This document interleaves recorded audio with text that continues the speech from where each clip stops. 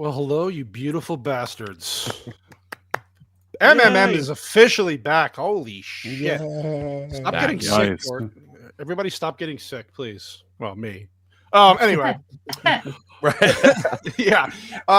So we well, not we. I decided to take a little hiatus a month long because of sick illness that I was listen, don't go to bathroom stalls and gas stations and do weird things. It doesn't go well. Solid advice. Yeah.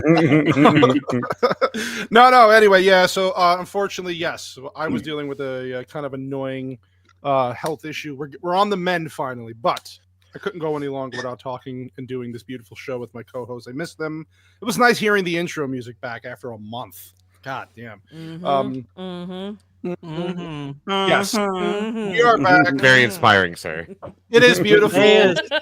MMMHM. I'm very happy to be back finally, and we were going to talk about a movie that I honestly did not think I was going to love as much as I did after watching it. I was in the mood for an not an uplifting movie, but a family friendly. I told Vex this, something just casual to watch, because I was in a little bit of a down spiral mentally for a while with this stupid illness that I had. But this really helped, and was a great family, a great moment in the family. We watched it this weekend. Nobody expected to really okay, let's just watch the movie and see what happens. I loved it. I absolutely loved it. It blew me away, and we don't get a lot of movies like this anymore. And we need more of these. Very true. I agree. We really do. Very clever, very unique and original. So anyway, we're talking about Paddington, 2014 Paddington. I think the third one's about to come out soon, right? If I'm not mistaken. In the US, yeah. It's already been out in the UK for a couple months now. Sweet. Lame. You Brits. Yeah, so I very much looking forward to watching part 2, and then third Me one. too. I hope the third one's doing. It's not the same director, as far as I understand. But I'm hoping it can continue the trend of just being a good movie, a good film. But anyway, we had some great guests on to be with us today to discuss this movie. Chad from Scene Invaders podcast. But welcome back. Now that you're here, I'm finally here, so it's nice to meet you. First time together, man. I'm happy to be back. Thank you so much for having me. Of course, buddy. And then Matt Cat, it's been a while, buddy. What's up, nerds? It's always good to be on here. Yes, we always love having you on. And then my favorite person in the world with the beautiful singing voice, and he's just a swell guy, Price of Reason. Price, how you doing, buddy? I'm doing good, and I feel like this is a glorious return after you bumped me off the show. I think half a year ago. I'm the only person that's ever been bumped off. That's not true. From movies, Mischief. Wait, when was he bumped off? It was I forgot what movie it was. What movie was it? Was it like an accidental? Well, you're a troublemaker, Price. Oh, okay. What happened is that at some point Vex reached out to me and said, "Hey, can you join the stream for Guardians of the Galaxy? Can I pencil you in or whatever?" I said, "Sure." And it was like a month away. So then on the day of, I think I even rewatched the movie, and on the day of, but at least I'd seen it before a couple of times. So I messaged Cannoli because I didn't get any link from him, so I just wrote, "Hey, what time is the stream tonight?" So he's like, "You're not on the stream tonight." I'm like, "I'm not." He wasn't on the calendar. He wasn't on the calendar. You're like, "You're not on my schedule." I'm like, "Well, I don't know. Vex said that I should be," and you're like, "Well, sometimes you were like throwing everybody, like you were throwing everybody under the bus. Maybe it's a people and their producers. Am I right? What happened? And then I remember writing to you. I think if I look at my DMs, I said like maybe in the future, like less pipe, more organizing, or something like that. I was writing to you. No, and it was just a weird. We were trading weird comments, but it wasn't done in a mean-spirited way. No. We were joking about it. We were joking around. Everything was like in jest. So I said, okay, cool, never mind. And then you did your stream, and then the next morning I looked at your feed. He was right. Yeah. And you actually were advertising that I was going to be on the stream. He was. Yeah. Not only was I right, you yourself were posting that I was going to be on the stream, and then you bumped me off. It was a so complete weird. Shit show. No, what happened was, Vex, you remember how we were talking about a while back where you would throw you under the bus? No. Like it was an issue with Google. Like the calendar was getting up, or I would update the calendar, but you wouldn't see the update. Or I might have to pull a light minute kind of thing here, but if you're gonna throw me under the bus. No, it's not you. It was me because you had him. You had him on the schedule. He didn't throw you under the bus. I kind of. I'll tell you what I did. He seemed to kind of feel bad, so I gave him like a ladder to climb down from the tree that he was stuck on, and I said maybe I misunderstood Vex. So he's like, she books the thing. Maybe there was a misunderstanding, and I went along with it. Although I was sure that you told me that you wanted me there. No, he was. You know on. what? I kind of humored him. He was supposed to be on. You had the correct calendar. I didn't have I missed the correct part where version that's my problem. So that's why I advertise. So it was all my. We know I have autism. Let's face it. Now I have one-eyed autism. So in any case, this is my glorious return after being bumped off your show. I took all the blame. Anyway, no, I Price. We love having you on, dude. Always. No wonder you got eye AIDS, man. Jeez. I got, dude. I'm telling you, yes. Instant Kramer. White Bear, I like your shingle with my face. I arted all over you. You did art all over me. I missed you, buddy. How you doing? Yeah, I miss you too, but now that you're back. Yeah. Gloves are off. Yay! Yeah. That sounded Might have been better without you, son of a bitch. and there was much rejoicing. I've never. No. I'm just giving you shit. I love you, buddy. And then Vex, who's Paddington avatar, is just glorious. That is beautiful work. I'm Vexington finally, like for realsies this time, right? It was a nickname, but now it's a reality. Yeah. Well, thank you for holding the fort down, Vex, when I was gone for a while. You're just a one in a million. As producer, like I oh shit! I knew it was going there. I knew it was coming. Sorry. Oh God, I miss you people so much. Laughter really is the best medicine, especially when you laugh at others. Yeah, and those antibiotics. Those are pretty good too. Those are great. Yeah. And Gore King, of course, my favorite pumpkin man. Just had his birthday recently over the weekend. Happy belated birthday, of course. Happy birthday. Oh, happy birthday. Thank you. We are so Bach. That's the whole point of this. Shit. Yeah, I'm really glad to see really glad to be back here doing MMM. And glad to have you back, Cannoli. We did very much miss you. Well, we will be nostalgic for when Vex was running the show. Because that was fun in its own way. And I'm sure always great. It's always great. I'm sure we'll get other examples of that here. Oh yeah. Yeah, this is it's a happy return. Episode 100, man. Yeah, 100. Yeah, so our 100th thing, we were gonna do a whole thing and kind of celebration thing. I just, my eye fucking decided to try to kill me. So we're just like, nah, we'll use this. We kind of I would like to go back to do like another 100th celebration thing, but we have some movies planned for that possibly. But the movie we were supposed to do would have been extremely fun for a 100th, but like I said, we can always celebrate 150 to be fair. And that was which will come fast, obviously. Come fast like I do every Saturday. Anyways.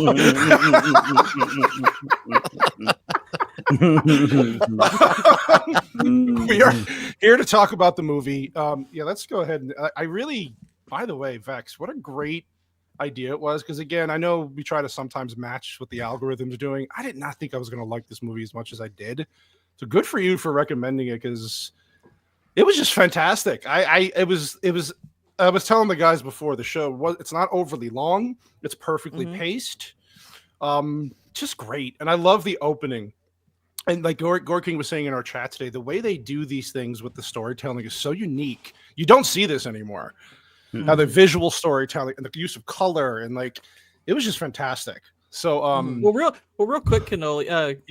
Do you want to return to the way we normally do it, where you ask everyone the first time they saw it? Or no, that's what I was going to get to. So no, it's good. No, so with Chad, start with Chad. When's the first? Because this movie was never on my radar. I knew of Paddington, But when is the first time you ever saw this movie or even like knew about it? I've known about it for a long time. I saw it for the first time last night. I had heard great things about the first and second one. I know there's a third one coming, and I like stuff like this, guys, sometimes. So I had a feeling I was probably going to enjoy this. But yeah, last night was it for me. And it was me and 2 other adults that sat and watched this, and it was a great time, man. Definitely. What about you, Matt Cap? I think I saw it in 2014 when I didn't see it in theaters, but I did see it around the time it came out. So yeah, it was before I got married. So I remember. Kids. Yeah. Well, but I just watched it again last night with my kids for movie night. So it was super fun. Oh. Did you out of curiosity, when you watched this way back when, did you go to a massage parlor? Oh my God! I mean, maybe sometime after it, but I don't not during while watching. What the hell is going on? Were you laying on Paddingtons? Yes. You want side finish? Yeah. You want tearjerker? Yeah. Marmalade. That's another story. We make marmalade. Price of Reason. What about you, buddy? I'm curious to hear what you have to say. I've always seen this and knew that it existed, and I kind of wanted to try watching it at some point, but I never got around to it. Gotcha. So when Vex said you guys that was one of the options, I said, well, maybe that'll be a good way for me to make sure that I actually watch it finally. So I watched it the first time today. Nice. Very nice. White Bear, was this the first time you saw it too? Back a long time ago at 3 p.m. I started watching this. And I was absolutely blown away, but we'll get into that later. Yeah. Vex, I know you were a big fan of this movie for a while. I think since we started MMM, you were wanting to get this on the docket. So 100%. When did you first see it? Probably the year it came out. So 2015, it got the American release. It did the same thing the third movie's doing right now, where it got a staggered one. Nice. But because I have family in the UK and my brother was born in England, so I had some of the Paddington books as a kid, and I'd watched the cartoon, not regularly, but enough that it I was familiar with it, right? So I was actually pretty excited when I heard that this was getting a live, and this was before live action adaptations meant the death of something, right? Right. So yeah, no, I saw this the year it came out, and I've watched it pretty periodically since. It's just a feel good movie. Yeah, it is really good. It is. And Gorking, you just today too, right? You said no. I had seen this before. I saw this, I want to say probably 2017, 2018. I watched it because I had heard of the movie when it came out in 2014. And, was aware that it was well reviewed and everything. But then I don't know if anyone knows this, but Paddington 2 for at least several months, possibly even over a year, was the highest rated movie ever on Rotten Tomatoes. So it held 100% for a really long time. It's a good one. Yeah, I can't wait to see it. Wow. Oh, it's fantastic. But that piqued my curiosity because I was like, okay, critics are retards, but the 100% highest rated movie ever, at least is going to make you curious what all the hubbub's about. So I watched the first one, and it is one of the most charming movies I have ever seen. I legitimately think a great this word. Is I think this is one of the greatest children's movies ever made. I'm still not totally sure which one I prefer between this and the second one. But yeah, rewatching this, it's delightful and I say that in completely unironic terms. This is such a well done movie. It's got great humor for kids, great humor for grown-ups, but not the kind of humor for adults that necessarily takes away from kind of the innocence of the overall film. It's not necessarily dirty. It's just there's some clever jokes in there that the grown-ups will get. But yeah, I love this movie. Yeah, absolutely fantastic. I agree. I'm thrilled to hear that everyone enjoys this tonight. I'm so excited by this. Yeah, again, I had text when Bex asked me. I was like, "Yeah, I can't wait to shit all over this movie." And she's like, I was like, "JK, LOL, BRB, I love this movie." We love it.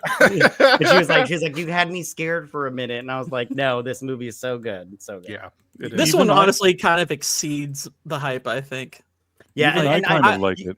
Yeah, you were right about the whole. It has humor for children because my kids, and I will talk about it, but when they do the toothbrush thing in the ears, they were like, because I was like, ugh, that's disgusting, and they were cracking up. And then when he puts it in his mouth, they were like, laughing so hard. And I was like, because I was like, all right, you guys, this is not, a plan for later for you to fuck with that. Okay, right.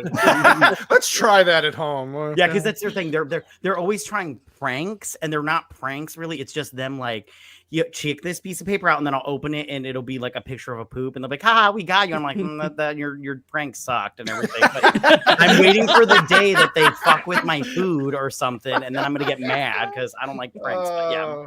Wait until they get phones and they send you different types of pictures. Oh no! I'm so excited.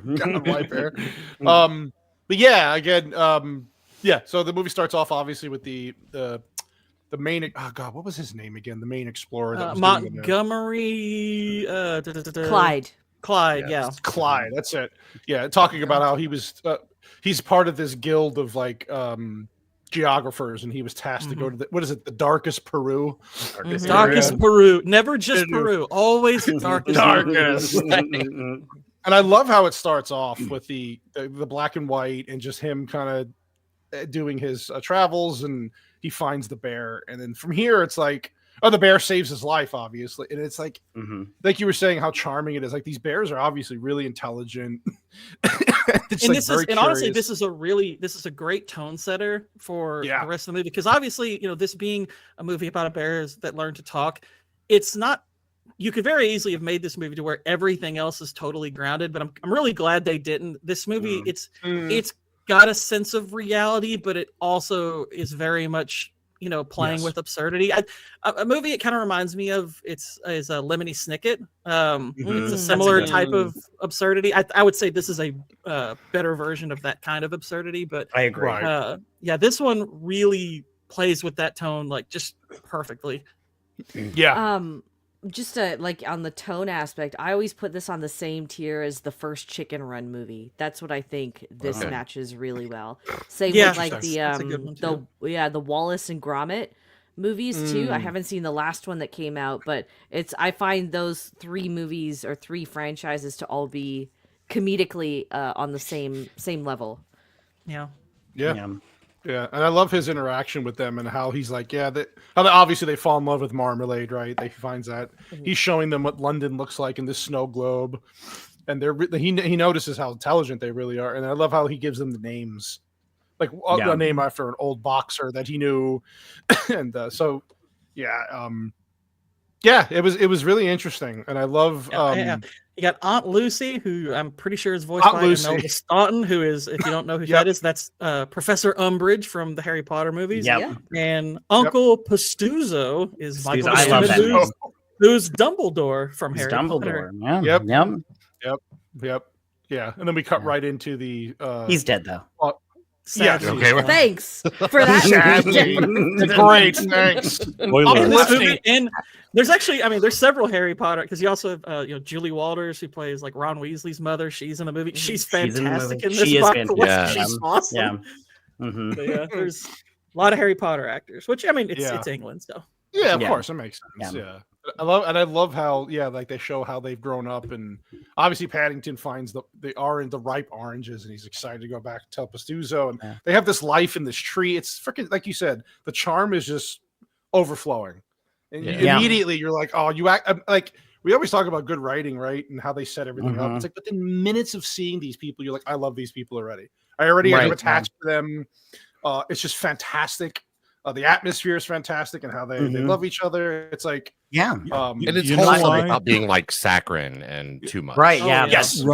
You know why? I think that today almost every movie has this kind of, and I blame Disney for it, this kind of cynical meta crap that I can't explain. And there's something very sincere here that you don't have that cynical, annoying thing. And once you see these bears and they're so sincere, you already like them. And it kind of sets the tone of the movie. Right. And I love Yeah, and I love how they're listening to this old record about how being polite in society and everything, and they're just like the nicest people. Well, even though they're not people, but they're the nicest bears in the world and everything. And I'm not gonna lie, I kind of want to have a marmalade day myself because I was like, this looks like fun. I was like, I can get into this. Let's do it. Yeah, I love this wide shot here where they're showing their whole contraption of how they're doing this, and it's fantastic. It becomes mischief, mayhem movie, and marmalade. Price, just to comment on the note that you made about Disney, I think it's because at the core of Paddington versus the Disney movies, like Disney during its prime, right? It was always just like, here's how we can entertain children and also give them like a good moral foundation to follow, almost. Right. And then also like entertain that fantasy element. But now it's very much shifted to how can we cater to the audience that is now in their 30s that grew up with our stuff, but also push on to, like, I hate to bring it up, but this kind of progressive modern take on the world. Yeah. Whereas Paddington, because Paul King was such a massive fan of the book series growing up, you can tell that his main focus is just honoring the source, even though the first book was published in 1965, kind of deal, right? That always helps.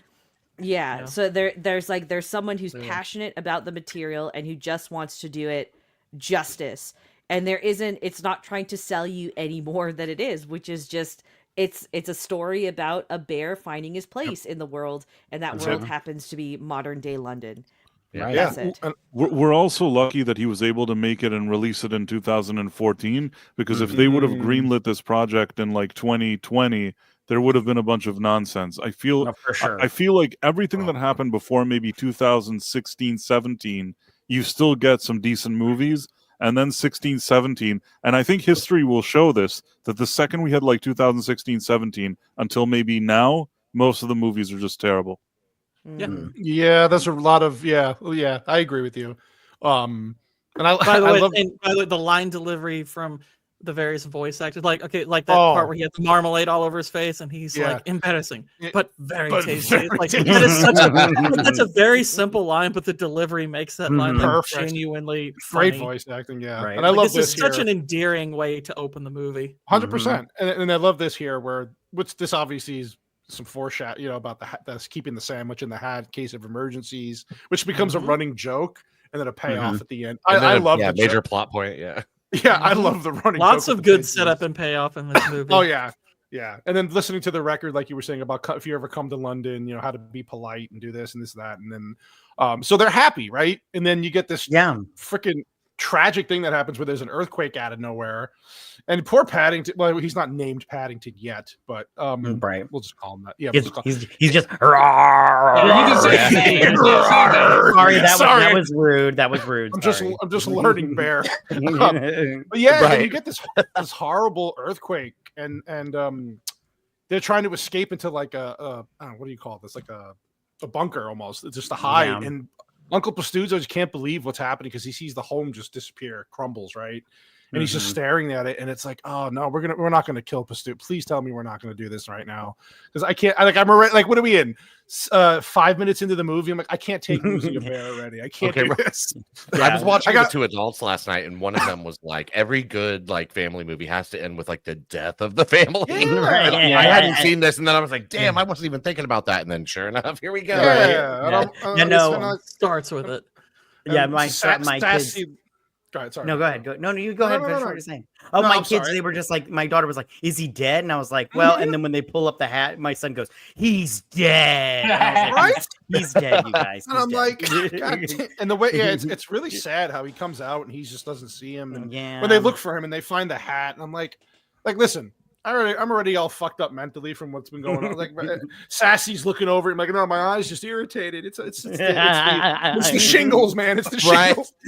It's not the bear. It's the AIDS. It's my eyes. An earthquake protection kit underneath that hat instead of a Uncle will be here today. And it's really sad because he's like, and again, like this is what I mean. It's a testament to just good storytelling. Like you feel horrible for these people. You love Pastuzzo. Already. 5 minutes just early in the film. Yeah, and I was like, trying to ask myself, like, is there going to be other moments like this as the movie goes on, or was this like the sad moment that sets up them? And there were moments where I wouldn't say it wasn't this depressing.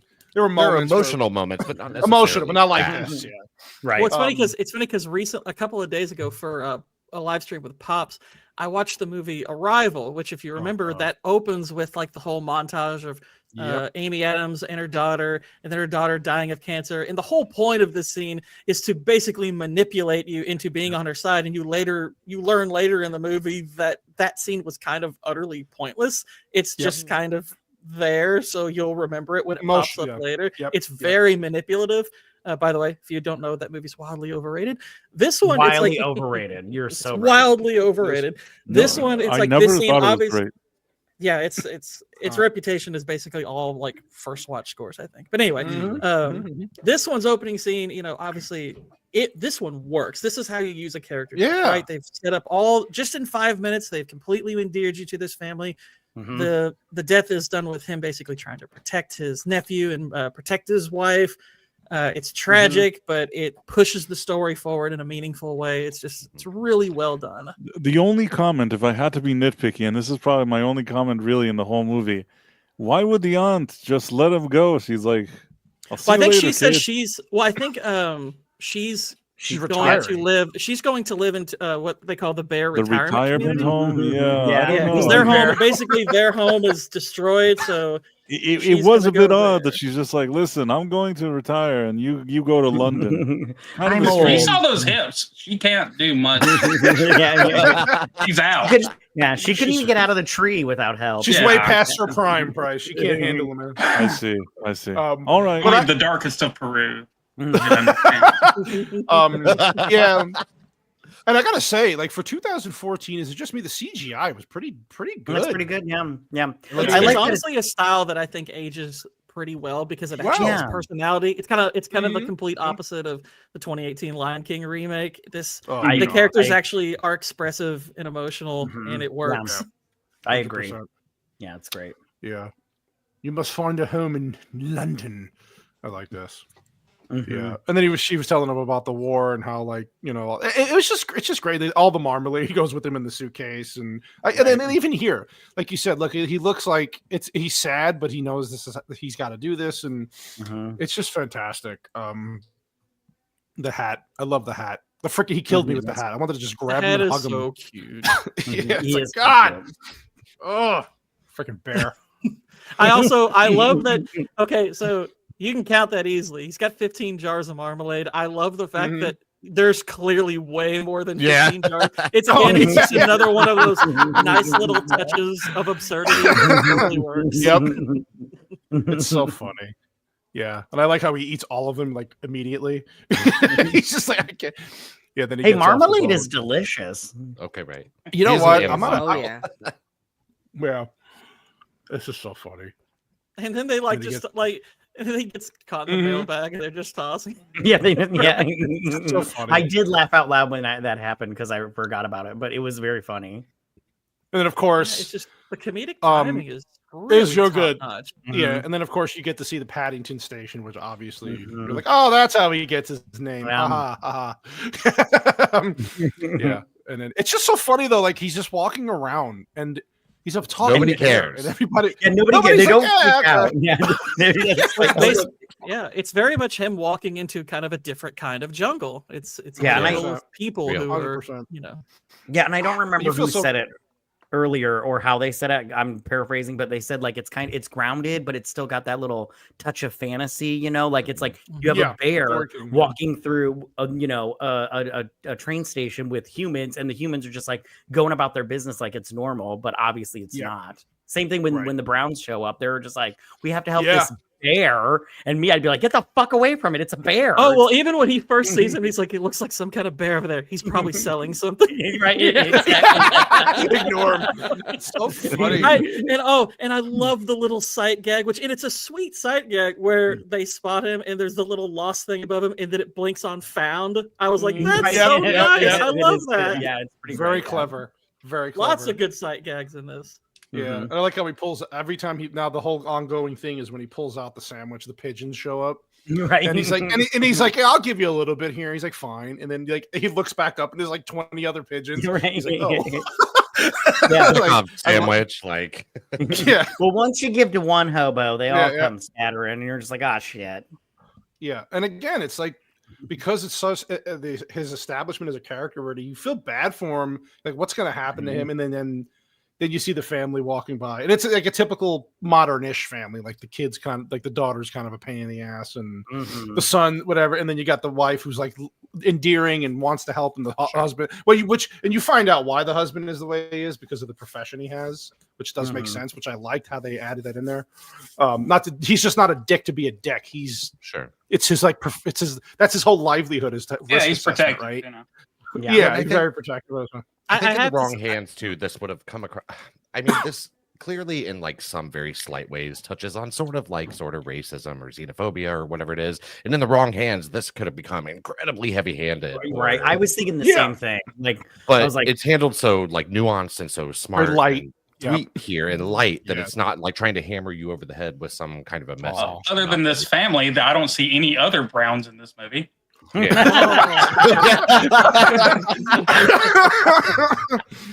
I have to say this personally endeared me quite a bit to him, just the whole him being kind of lost in there. Because I was lost at a very large state fair with tens of thousands of people when I was about 4. Oh shit! So I mean, granted, he handles it way better than I did. That's what your parents.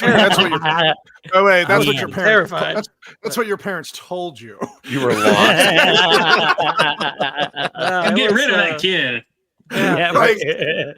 Being lost at a state fair with about 50,000 people for 3 hours. That was not fun, but I was that's horrifying.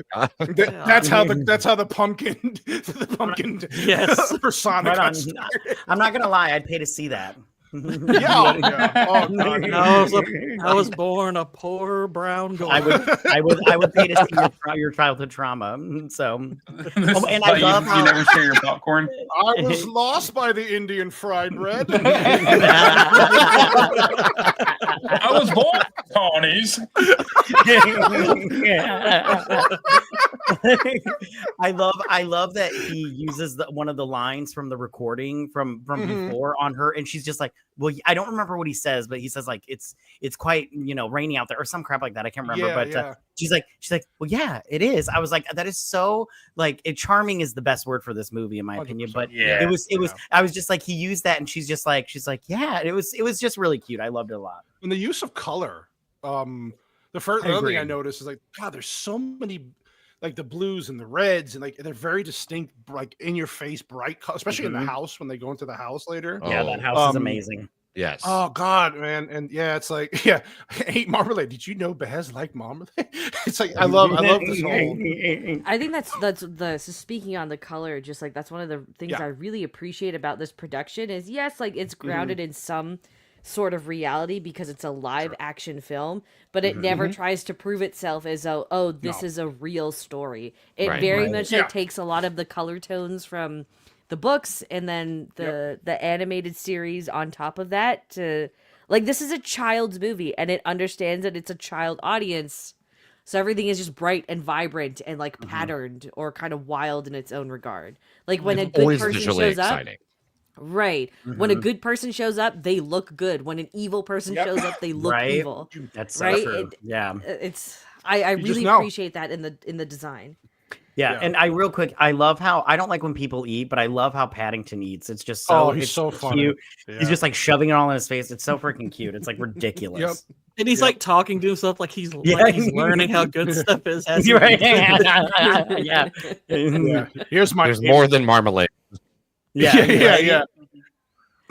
Look how cute he is, God! And then he's trying to teach you how to speak bear, and he tries to growl at that. And you're like, oh my God, Mr. Brown, that was quite rude. And then because he's not, honestly, this is. I was gonna say this is a really good like kind of starter to that because their relationship is really kind of the heart of the movie. The way these are really the two primaries, which I'll admit will really kind of surprised me when I first saw this because I was familiar with Sally Hawkins and you kind of get the sense she was going to be kind of the main human person because she's the one who takes him on and is endeared to him quickly. But it's really him And I love the way his character arc begins because it's like he's very wary of him, but he is still willing to engage. So it's like you kind of do know that this is a decent guy. This isn't like a Scrooge type, person who's he's not an asshole. he's just he's trying to protect his family. He's trying to be careful. Right. Yeah, exactly. Yeah, no, I agree. I feel like this is a throwback to the type of movies we used to get. I'm thinking like a Harry and the Hendersons, or one of those things where initially the father doesn't like the new guest, but at the end he does. That's a great comparison. Yeah, I like that. Definitely. I love this where she's like, oh, what's a name modern name for him? And it's like, oh, Paddington. And she's like, that's Right. perfect. No, she goes, that's perfect. He's like, what, ketchup? Yeah, right. Only the ketchup. By the way, I think that in Europe it was called Bigfoot and the Hendersons, and I think that in the U.S. it was called Harry and the Hendersons. Oh, crazy. good to know. They weren't able to market it somewhere, so in some parts of the world it was called Harry and the Hendersons, and in some it was called Bigfoot and the Hendersons. I like but Harry never and mind. Go on. Big feet. Well, and I just want to say real quick, my kids, while watching this, they're like, I want to get a teddy bear, and I'm going to name him Ketchup, because they thought that was hilarious. They thought that joke was hilarious. They're like, Ketchup, and I'm all like, oh, that wasn't that funny. All right, you guys.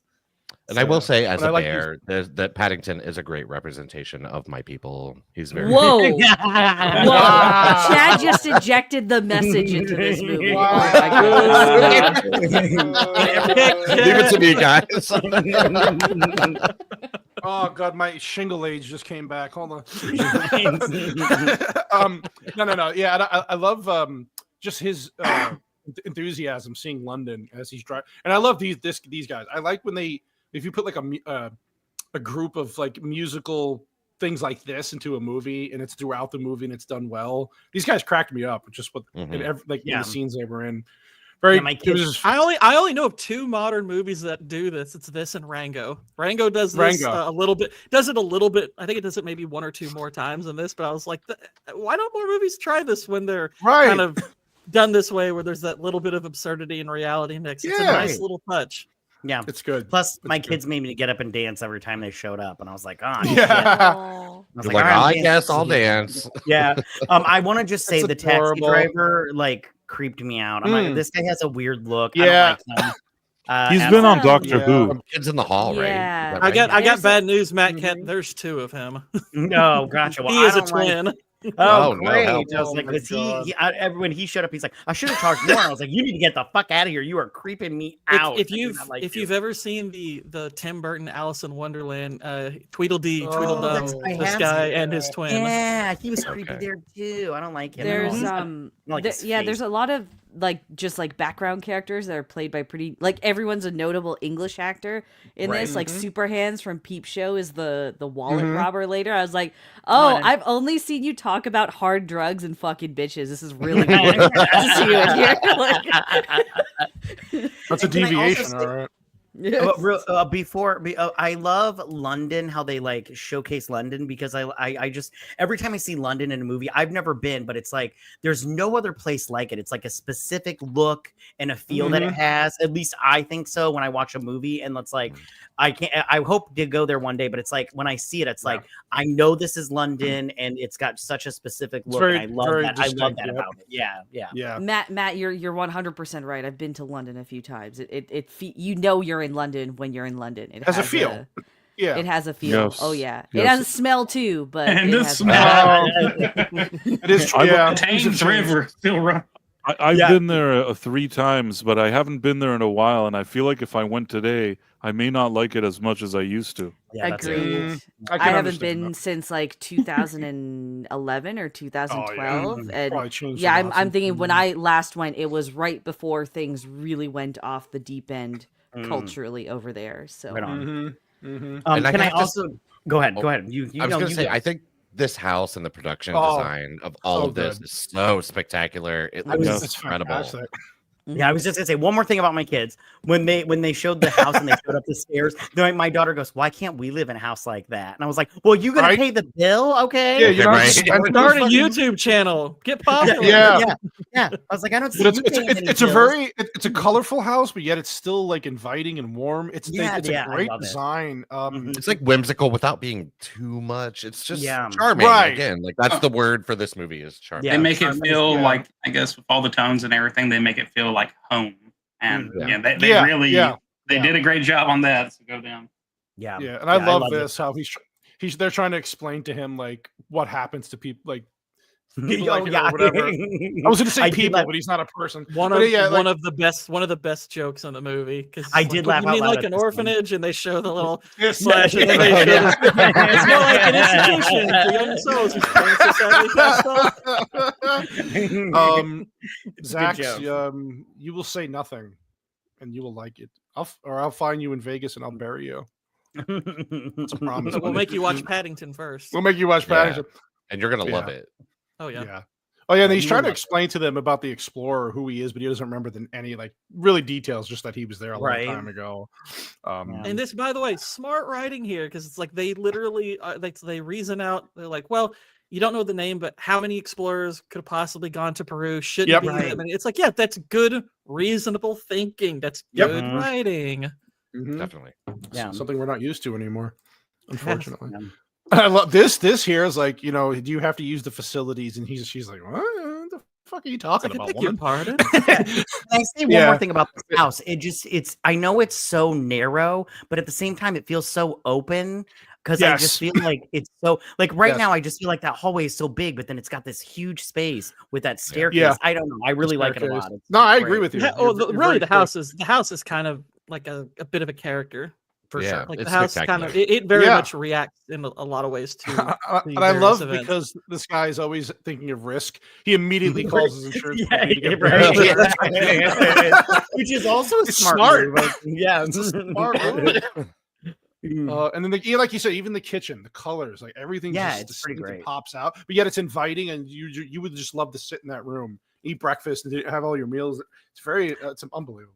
Yeah, and I love how what's her face does not Mrs. trust Bird. Mrs. Bird. I love how she doesn't Bird. trust the microwave, and she's like, I Yeah, still yeah. don't trust you. I'm Which, like, by that's the right. way, her name is one of the best. Her name becomes one of the best jokes in the movie. Honestly, Yes. that it Yeah. becomes one of the best jokes in the Mhm. movie. Yep. Because I noticed there were a couple of characters or allusions to people with animal names, and Mhm. I was like, I'm curious to see if because I didn't fully remember everything rewatching this, and then when you get to later in the movie, it's like, oh, okay, that's pretty good. Right Yep. on. Paddington with his ear cleaner. Yeah. Oh, Yeah. Oh god, dude, this Again, is my great. kids loved this part. They thought it was hilarious, and I'm like, you guys, it's not. It's. I didn't gross. think he was going to eat it. I didn't think he was going Right. to eat it. And I Yeah, was like, they- oh, Yeah. God. Ugh. And then But and the then way I they love how- film it, the way they film his curiosity, it's Yeah, it's funny. great. It's really funny. Yeah. And then when Yeah. he drinks the freaking the mouthwash and he thinks it's like water, Which- and he's just like, I just want to "Oh." say, I drink at his mouthwash face. when I rinse out my mouth with mouthwash. I just swallow it just Oh in my case. God, really? What the fuck? It's in No, case I- you don't do if that. I burp, it's minty fresh. Oh. No. It's actually That seems bad not for you. okay. It's bad not for Bad for you, Matt. shot. It's like a shot. It's fine. It's Do you microwave foil too? well, after Mrs. Bird's advice, I'm probably not going to use the microwave ever. Oh god! And I love how he uses the toilet as like where he'll wash his mouth out, Right. Which Um, again, my kids thought this was hilarious because I was like, Yeah, ew, and then- toilet water. And then you just know what's going to happen here. I was like, yeah, this is where all hell breaks loose, and then it does. And then things go into the toilet. He flushes it, and it's just, oh god, he's trying to fight off the nozzle with the Right, yeah, that was great. Yeah. And it made like a hissing noise like it was a snake. and I was yeah, like, yeah. everything. Yeah, it was so Oh, good. Oh yeah, and then this is what was the boyfriend's name for the daughter again? I forgot. Jonathan. Oh. Something Yeah. like that. Yeah. Yeah. It was something. Yeah, and this was great. Yeah, Yeah, this whole scene every- was just hilarious. It was hilarious. It was great. Yeah. And I like how the dad comes in. So, oh yeah, so Bird, she says she can always feel storm's coming because she feels it in her knees. Like right, She's has, like lifting a her legs feeling. up, like Lifting her leg, yeah. She's like, something's Yeah. coming, storm's coming, and then boom, Yeah, see he's the like, you water can't rain coming There's through. a inside. storm upon us. And by the way, I love how know how real that is. you know, and I love how the bathroom is this full of water, but yet nothing's coming through the door. Yeah. It's just Right, until he opens it. I'm like, okay. Right. For this kind of movie, I'm like, I get it. It's funny. Yeah, right. Yeah, and then just oh man, this look at his face. He's like, oh, What's weird is Sally Hawkins has been in 2 movies that have done this, and they're polar opposites in terms of their audience. Yeah. Why would you bring that movie up? Why would you? It's just something I I had realized. the same thought. I'm not gonna lie. I had the same thought. It's just something I realized in the moment. Don't watch Shape of Water. It's weird. Why did they do that picture? Now I'm gonna add that to the review docket. Shade Oh, oh god. Yeah, I like how the son's like, oh, that was amazing. Yeah, like he lands right into the kitchen. They're like, what? Oh, poor Paddington. This is where he writes the letter to the aunt, right? Talking about which how is, he feels like. Yeah. It's great. Can I just say this attic, like it's so cool looking. I would love to have my bedroom up there. It's super awesome. Yeah. Poor Paddington's out of place. He doesn't know where he belongs. I love this, by the way. I love this. I love this. Oh. At first, I was like, "What the hell? What is going on?" And then when they were talking about how they open it up, it looks like a dollhouse, and each. It's I was brilliant. Like, wow. This is what I was saying about what Gore was saying. How unique how they do the storytelling, because it keeps you engaged, and it's freaking unbelievable. Because you don't see this stuff. It's original, more, especially in a family or kids movie like this kind of artistry, and it's so good. Yeah, and they go through each thing and each person and how each person's has what their personality's like and why he they does. do. He does risk assessment. She does like she's like an author. She does like children's books. She has a bit of an artist block over what her hero's supposed to look like. Yeah, and I love how she's all like, "Do you want me to go to the toilet?" Because she's gonna go to the sewers, and I was like, "Interesting." Oh, his name is Tony. I lied. It's not Jonathan. Tony. That's okay. Tony. That's right. Yeah, because the daughter's a typical teenage daughter. She's the daughter who can't be bothered. Can't be bothered, has a crush, and her learning Chinese is really funny because she's learning all these weird phrases. I think I need legal representation. And I love my own Chinese siblings can't say that. The son's room is the best one to me. It's just fucking it's really cool. And I'll be honest. I think honestly, even like back then, like that's like the son's room honestly could have become an issue with this because a lot of movies they would see that and be like, ooh, we can maybe exploit that and do a whole bunch of gags and jokes and it make it a big running thing and everything. It's like they don't overuse that at all. They let that have its own setup, have its own payoff. It's just part of his character. It doesn't dominate it forms anyway. very much who that kid is for sure. Yeah.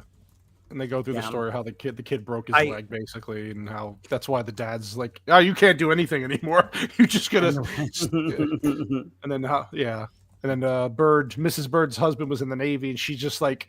She likes everything. She's like welding the freaking tub back together, and I'm like, oh. I even love the little line. It's like instead of saying she likes everything clean, Navy ship shape, and I was like, that's a nice little bit of writing there. She is pretty awesome. You get the sense like she might have like a really interesting past, like be like Alfred and Batman or something. Yeah, I like her. She's like a nonsense kind of woman, and I like that a lot. Yeah. Yep. I'll be honest. I think Julie Walters is mostly going to be known for Harry Potter, probably once she's passed away and everything. But I'm like, I think she's way better in this. I agree. Yeah. She's pretty great. She's great in this. Yeah, I had a nanny when I was younger, and she reminds me of her, just not the accent. She's just like a no nonsense kind of woman. Damn! Did you have a servant that dressed you as well? No.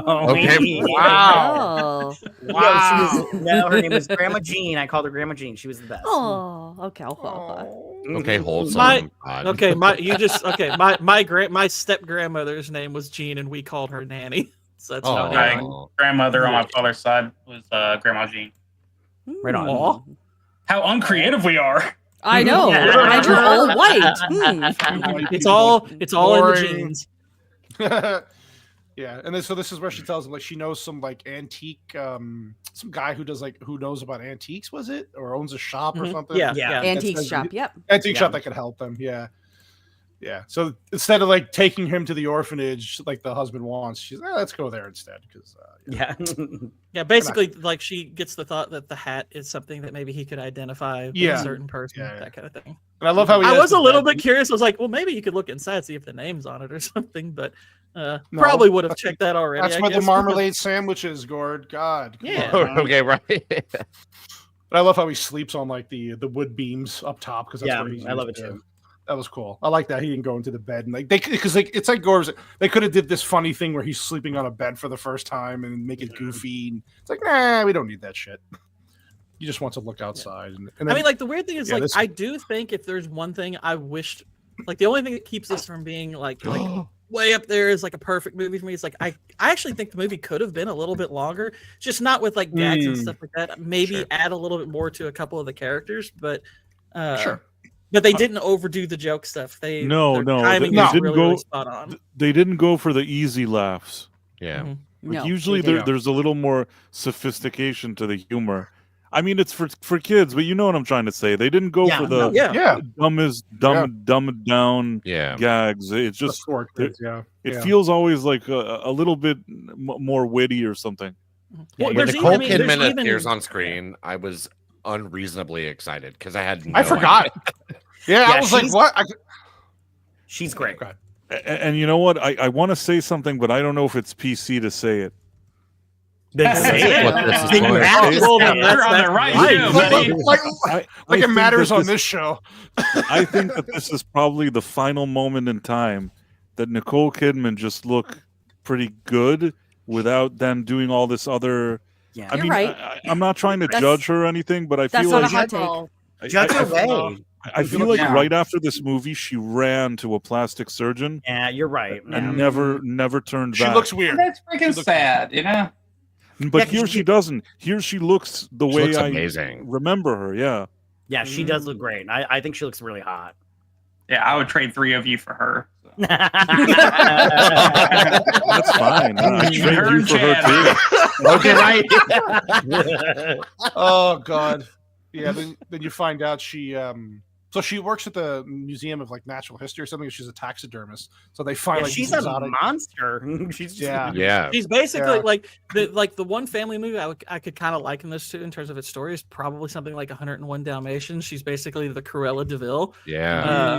But there's a little bit more to her character than just she just likes to kill puppies or in this case bears. Yeah. You find out why. You get the sense. I mean, it's like there's more than a bit of insinuation that there's more going on with why she's so interested in Paddington. Yeah. So, when you see her throw the knife and it lands onto the picture of the explorer, you're like, well, what? Because you don't know it's that they're family yet. Right? You find out later, so you're like, what happened here? You are interested. You're like, oh, what the hell? Why does she? Oh, look at you guys. Gooch. Like, is that kind of bear endangered? She's like, now it is. Gooch, you beautiful, sweet man, you very generous. Thank you. Are beautiful. You know what, Gooch? I'm gonna give you this one, Gooch. I'm gonna give you this one. Somebody stole all our lunches. Who would steal 30 bag lunches? I'll tell you who took those lunches. That damn Sasquatch.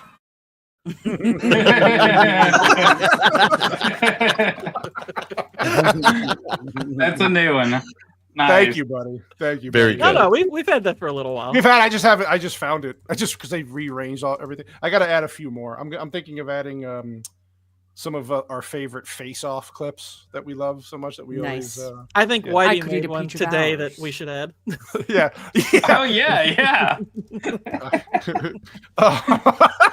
There's a lot. Free. Yeah, there's the pigeon again. Yeah. Waiting for the sandwich. Foreshadowing. Oh God! Again, funny joke, right? Oh, the dad's brushing the teeth, and he's like, "Are you using those ear And brushes?" he notices it tastes a little funny, and he's like, "That's a little weird." You're not using those ear cleaners, are you? Yeah. And I love how he uses the banister to go down, and then the son tries to do it. And I'm like, "Yeah, no, that's awesome." No. Don't you know, like 67% of accidents before breakfast happen? You're like, what the hell? I would hate my dad. I'd be like, "Oh, get the fuck out of here! I'm going down this banister." Yep. Oh god. I also love this when he starts to use. My kids laugh so hard at this Dustbuster. joke too. It's so funny. Like when he gets it stuck on his nose. I love these. Did you guys wide have one of shots. these when you were younger? I did. I did. It's funny. Dustbuster was a staple in the house.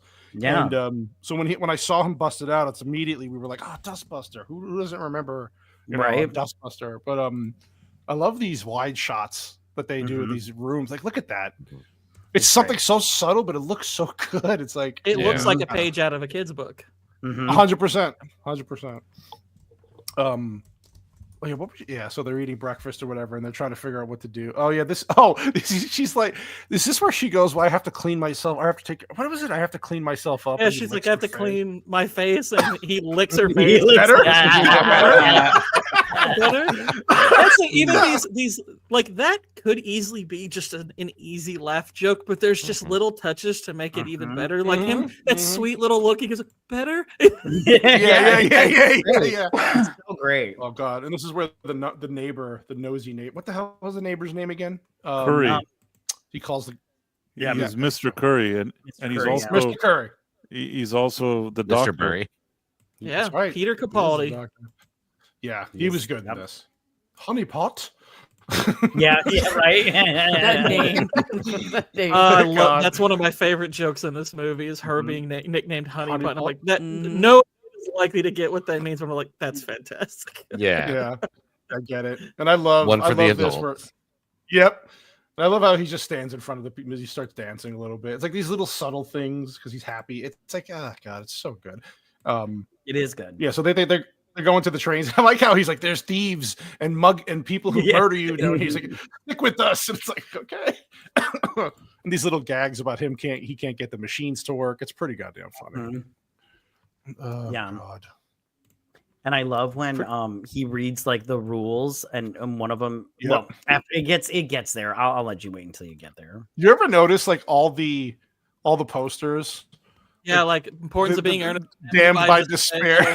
Yeah. And then here, London, look again. There's like fire. Yeah, it reminds me of like some of those like pictures that were all over like advertised in like the Truman Show, and like he's trying to go to the airport, and there's like a picture of a plane with lightning going through.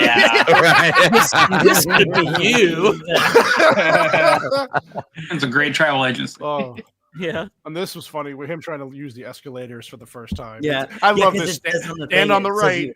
It says you have to hold your dog while going down or whatever. So he gets a dog. Stand on the right. He lifts his leg. Yeah, one leg. Yeah, that's funny. That's funny. Coming, and everything goes flying, and oh god, it was just like you said. It was just fun. And then you get this asshole. God. That's my dog. What's your fucking problem? Calm down. Well, he did. I mean, he did steal the dogs. Yeah, man. Well, listen. But he's can do whatever the hell he wants. He's adorable. He can get away. He's also a bear. So it's like, oh, he could eat the dog. Yeah, that's true. I also love. I really love this shot with all the crap just all over the place and everything. Everywhere. It was really great. Yeah. The train comes by with all the. This is a small little scene to give this much love and care. Mm-hmm. Yeah, and I love. Yeah, my favorite was when he lifted up the thing and it had all the little cakes in it. I thought that was really charming. Cakes, yep. I just love this whole thing. Yeah. Mm-hmm. Slugworth. Yeah, very good. It is Slugworth. He's also the professor of Narnia. And again, he is, a unique way of storytelling here, where he's telling him about his childhood, the antique owner, and he's looking through the train and seeing it play out. Like, bro, it's like. You don't see again this kind of imagination, this kind of like creativity. Where the fuck did this go? Like these little tiny subtle things just make these movies so much better and interesting. And what do we get now? Nothing. We get shit. We get Captain America fucking trying to beat up a red Hulk. Nobody cares. Well, it's kind of it's like what Price was saying. It's like stuff like this anymore is just made with so much cynicism, and it almost is like it's like scolding the audience for. Being optimistic and having, a working imagination. It's like this actually celebrates that beautifully. Yeti, stop judging. Yeti, God. Watch this with your kids, Yeti. They will love Please it. Don't my kids loved this movie. It was great. If you don't show this to your kids within the next couple of years, it's borderline. You hate child your children. Yeah, I was saying backstage that we're watching the Paddington series for our movie nights, and the next week Sunday we're watching the second one. Yes, I can't wait to watch the second one. Yeah, the For second real. one's great. Too. Also, I'm looking forward to it. And I love this, or the thief comes in, steals the wallet, but he sees it fall and he thinks it's his in the chase. Yeah. That, which I was like, here he is being nice to a monster. It's funny though, the dad. It's like like the dad. You think that he maybe was being a little unreasonable about being murderers and thieves. It's like, oh no, he actually was right. Yeah, right. And I loved these little shops and everything on this little London street. And I was like, I would like to visit this little street and see all these little shops, but obviously we don't and everything. And I love this chase sequence also. Oh, it's so good. Yeah. Yeah. And again, like all the sight gag stuff that happens, it just fits perfectly. Yeah. It's not Officer overdone. needs help. Yeah. Like bear on your like left or whatever it was. Like Bear on the left. There he is on the left. The kid sees him coming out of the school. Yeah, I think it just says bear left. It's like a bear left. Like it's like a technical term, like bear left, and it's like, oh, there's a bear on the left. Yep.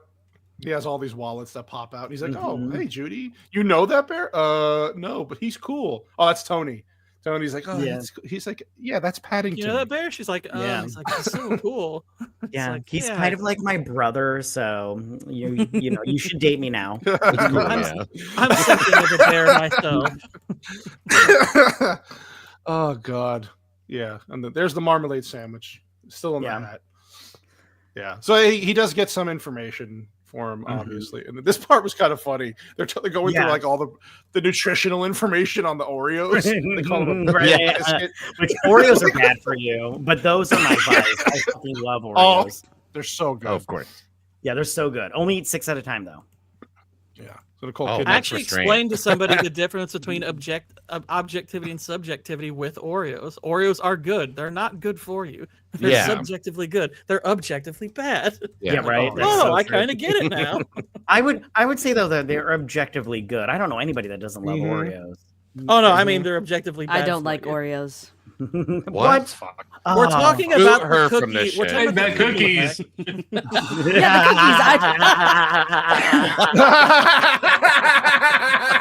yes, I don't like Oreo cookies. I think they're kind of gross. Nutter butters are better, more I will racist. Nutter butters are off. Oh my God, that's good. That's good. Yeah, we went there. Yep. Oh yeah, I love even his apron is very like international Intentionally code. It's like what a weird apron to have. I'm doing my looking away face, and I like how he's like, "I'm gonna be in charge now." And she's like, "Oh, you are?" Like, yeah, okay.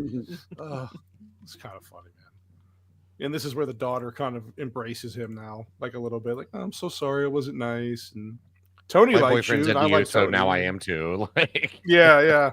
I gotta love Tony. Oh God, it's so funny. Oh yeah, then this is where she goes into the background of how the dad used to be kind of a rebel, and then once he had the kid, and then there's like Born to Be Wild. Born to Be Wild is playing, right? Yep. Like Easy Rider. I love it. Yeah. Yep, exactly. And I love But as soon as the kid came out. Father. And here's She's what like, I love about this. Yeah, what I love about this message is like, okay, so this is a very understandable thing that happens to fathers is they have a kid and they realize I'm responsible for this little person. I have to do what it takes to protect him. And he's not like vilified for it. It's just, okay, he became a little overprotective, and it's just like he needs to learn how to balance out, being genuinely protective, but also making sure he doesn't forget to, celebrate his children and be not just a good father but be loving towards them and that kind of thing. There's a really good balance of their roles in this. It's really well done. No, it's fantastic. And I love her reaction, like, where's the bike? And he's like, no, this is our new vehicle. She goes, it's kind of quite beige, isn't it? It's a very calm and neutral color. It's so good. Listen, why Yeti, why are you always judging everybody? Listen, yeah, no kidding. God. Because he has Jewish blood in him. That's I was just gonna say. I didn't want to go there, but now you said it, so. Yeah. I think everybody not talking Paddington Bear is a loser. If you're not Yeah. liking it or enjoying it, then come on, you're kind of Yeah. being a loser. You kind of being, What else do you do with your time? Yeah, this is where they're going. All I'm saying is I got a Christmas card and he didn't. Yeah. That's, you kind of know where you stand. Dang. All right. You went Yeah, hard. Yef could have had one. Yef could have had one, and I'm not going to let that go. Not going to let it go. I got one. Just saying. I think if I'm on the stream and I like Paddington, I think that means it's like a consensus. Yeah. That's true. Yeah, Yeah. That's what true. I'm saying. Have you ever Yeah. heard Well- me sit on a stream and not complain? I mean, shoot, Price. I mean, shoot, Price. This pleased me and you. And we're both pretty tough on movies. That was just gonna Right. say. Yeah. I mean, Harsh critics. Like Vex Lethal is tough. Weapon I 2. mean, Vex was tough on movies. I mean, I thought like, I honestly Yes. thought I was coming into sort of maybe a hate fest tonight, but Oh, yeah, no. No, actually, I thought it was Not very for this. pleasant. yeah. And the Not more for this Korean the movie. film, the better. You know. we're all gonna cuddle after this. It's gonna be Okay, right. Yes. Cuddle puddle. Yes. Like, Gord's gonna dress as the bear. going to. He already is. Oh, he's like, it's Somebody's got cold his right now. onesie on. I like how the- yeah, I love- Bear, BEAR. Whoops. I'll be right back. Yeah, I love this where they're getting him kind of presentable, a little more presentable, and the dad, they're screaming, and he's like, "No, darling, they're laughing." He's just like, but I like this. I do like where they do. Again, it's one of these wholesome moments where they see what they're doing. And it they're dressing him up. softens the father's heart a bit because Yes. he sees his kids happy with it, and it's like it gets that little smile on his face, and I'm like, see, Yep. it's a nice little bit of character there. It's really good. I like these sandwich compartments are excellent idea. I like that. So funny. Yeah. Yeah. So he convinces. This is where the dad takes him to that. Or they eventually go to that building, right, where the guild of the Yeah, they go to the explorers, Geographers Guild. Geographers Right. Guild, yeah. So this is so she finds out what taxi took Paddington home, and she's just basically doing her detective thing Yeah, here. it's like, look at you, you little psycho. Oh, he tells her Yeah. like about the taxi drivers. the code. Yeah. You know what I find interesting? Only Australians can do American, Australian, and British accents. Mhm. Hmm. Yeah. Meaning Nicole that's a Kidman good can point. do all three, but most actors can only do one or two. That is That's That's a true. good point. Yeah. Can I be honest? that is- I could actually tell that she was Australian in this movie. There were certain Oh. words that she gave with that little upwards twang that Okay. the Australian accent has. So I could tell. why do you hate Sorry. Paddington, Vex? God. Do you It's because this people in movie England does. did people in This- England buy her accent, or you think they sat around and thought, she doesn't sound English? Well, I mean, she's pretty popular over there anyway, so I don't think they mattered. Like they let cared it that slide. much. Yeah, but I'm just saying I could tell, but I also have a distaste for Nicole Kidman. So Oh, yeah. Oh. I Oh. wasn't looking at her voice, man. But do Right. you agree that she looked better here than she does now? 100%, dude. I'm For not real, no, that's not for I'm not even gonna challenge that. Yeah, she looks scary now. She didn't look as scary here. God. Right Yeah. on. Why didn't I she love just those. offer the dude $50 to break that code? That would have been way easier than stringing him up. Yeah, pulling his nasal hairs. And I did like his little scream, like a little pussy, when he's like, "Ah," as he like fell down. I'm like, oh, come on. you I just- can't remember. He doesn't come back, does he? So does she kill him? No, she killed him. He is dead. For like, she's a monster. I'm telling you, she's a monster. Those guards that she shot in the neck, those little, With they the are blow dart, dead. she was like, Yeah, they are dead. That was poison. That wasn't like a tranquilizer. That was poison. They are dead. They're dead. I love how he's, Or it's he's like my son immediately said, he's dead. smitten. Yeah, I love how he turns around. It's hello, is it me? That was great. Yeah, Right. that was Oh my great. God. I love it. I love it. Oh God, all the so that she's trying to so he's telling her about like how the bear is over there, and she's like, "Oh, get me information." Okay, honeypot. He's such a yenta. I'm that guy. That's me on My Neighborhood. I watch everything. I know who is on my block, all that shit. you know what's up. Yeah, for Yep. sure. Yeah. Everybody's got one in their neighborhood, which is not always a bad thing. Not always a bad thing. It really made me. I mean, this is probably more kind of just a me thing, but anybody who like can spot like an unknown kind of well. This lady at the desk also is the chick in the flower shop in Shaun of the Dead, and she's almost playing the same type of role. And she does. I'm like, this is definitely a niche, but she's really good at it. She just plays kind of like semi-sarcastic lady at the desk for some reason. She's always good at it. Right. I love the apparatus they have set up for the. I love it too. Yeah, it's Yes. great. Oh God, it's so funny, and they're looking up. It's and they're all inventive like, and smart. Yeah. Yeah, it's so good. There she is. Yeah, it reminded me. Go ahead. Sorry. No, go ahead. No, you go. Oh, it just reminded me of the Shadow when they send their little things through, their little bank slots and everything. It was super fun. I love it. Yeah, it's so good. And I like how they find the information. And she's like, "No, we don't have anything on this." Yeah, nobody went to Peru. Yeah, nobody. Like, okay. It's Darkest Peru. Yeah, I don't believe you. Darkest Peru. I love this. I have an idea, and he comes out and see they were ahead of their time. He the hard stare. The hard stare. Yeah. He's like, "What's going?" He's like, "Oh, I was taught that." It's so fucking good. It's so good. Oh. And there you go. See, they were ahead of the time. They were thinking 2020. Yeah. I'd fuck him. Yeah. Wow. Fake arm and everything. Notice how in 2014 this was still like a joke. Yeah. Right. Yeah. In 2024, this is like, what are your gender? What do I identify as? There's none of that here. This is what used to be a joke where a man pretends to be a woman. Everybody has a good laugh. And then you move along. This isn't even one of the jokes that I would classify for the grown-ups. No, this is a joke even the kids would get. Like, it's funny because it's a man dressing as a woman. It's silly. This is like Bugs Bunny dressing up as a woman to fool Elmer Fudd or something. Yeah, and I love security guard, dude. Oh God. Yeah, he was great. He was great. I love this technology. It's so old school. Do you remember these computers when we were younger? Oh yeah. And the thing is, those were such good time when you had the little floppy disks that were like super thin and everything. That was such a good time. The good old days. The Oregon Trail. The best computers. Dude, right? So good. The old analog. Yep. James, that's like my RAM hard drive. Yeah, and I love how he runs out here. This is just like I'm coming.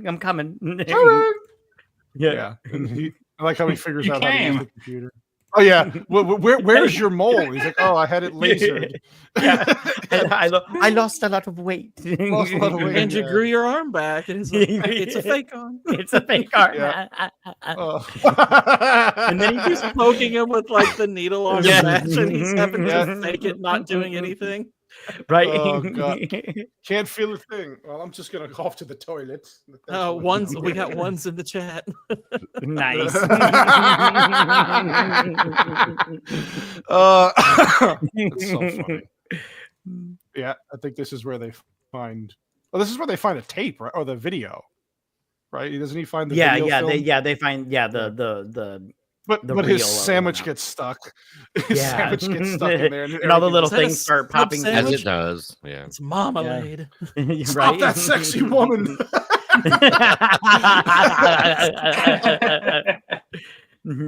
And I like how Mr. Curry right here, he's being so nice to her, and she's just a monster. Mm-hmm. Yeah. He's got crumbs all over his. He's pretty gross. Yeah. Yeah, but he's like, I don't know. I felt bad for him because he's like trying to impress. It's obvious he hasn't been around ladies very often, but he's out of touch for sure. Yeah, for sure. Yeah, just a little bit.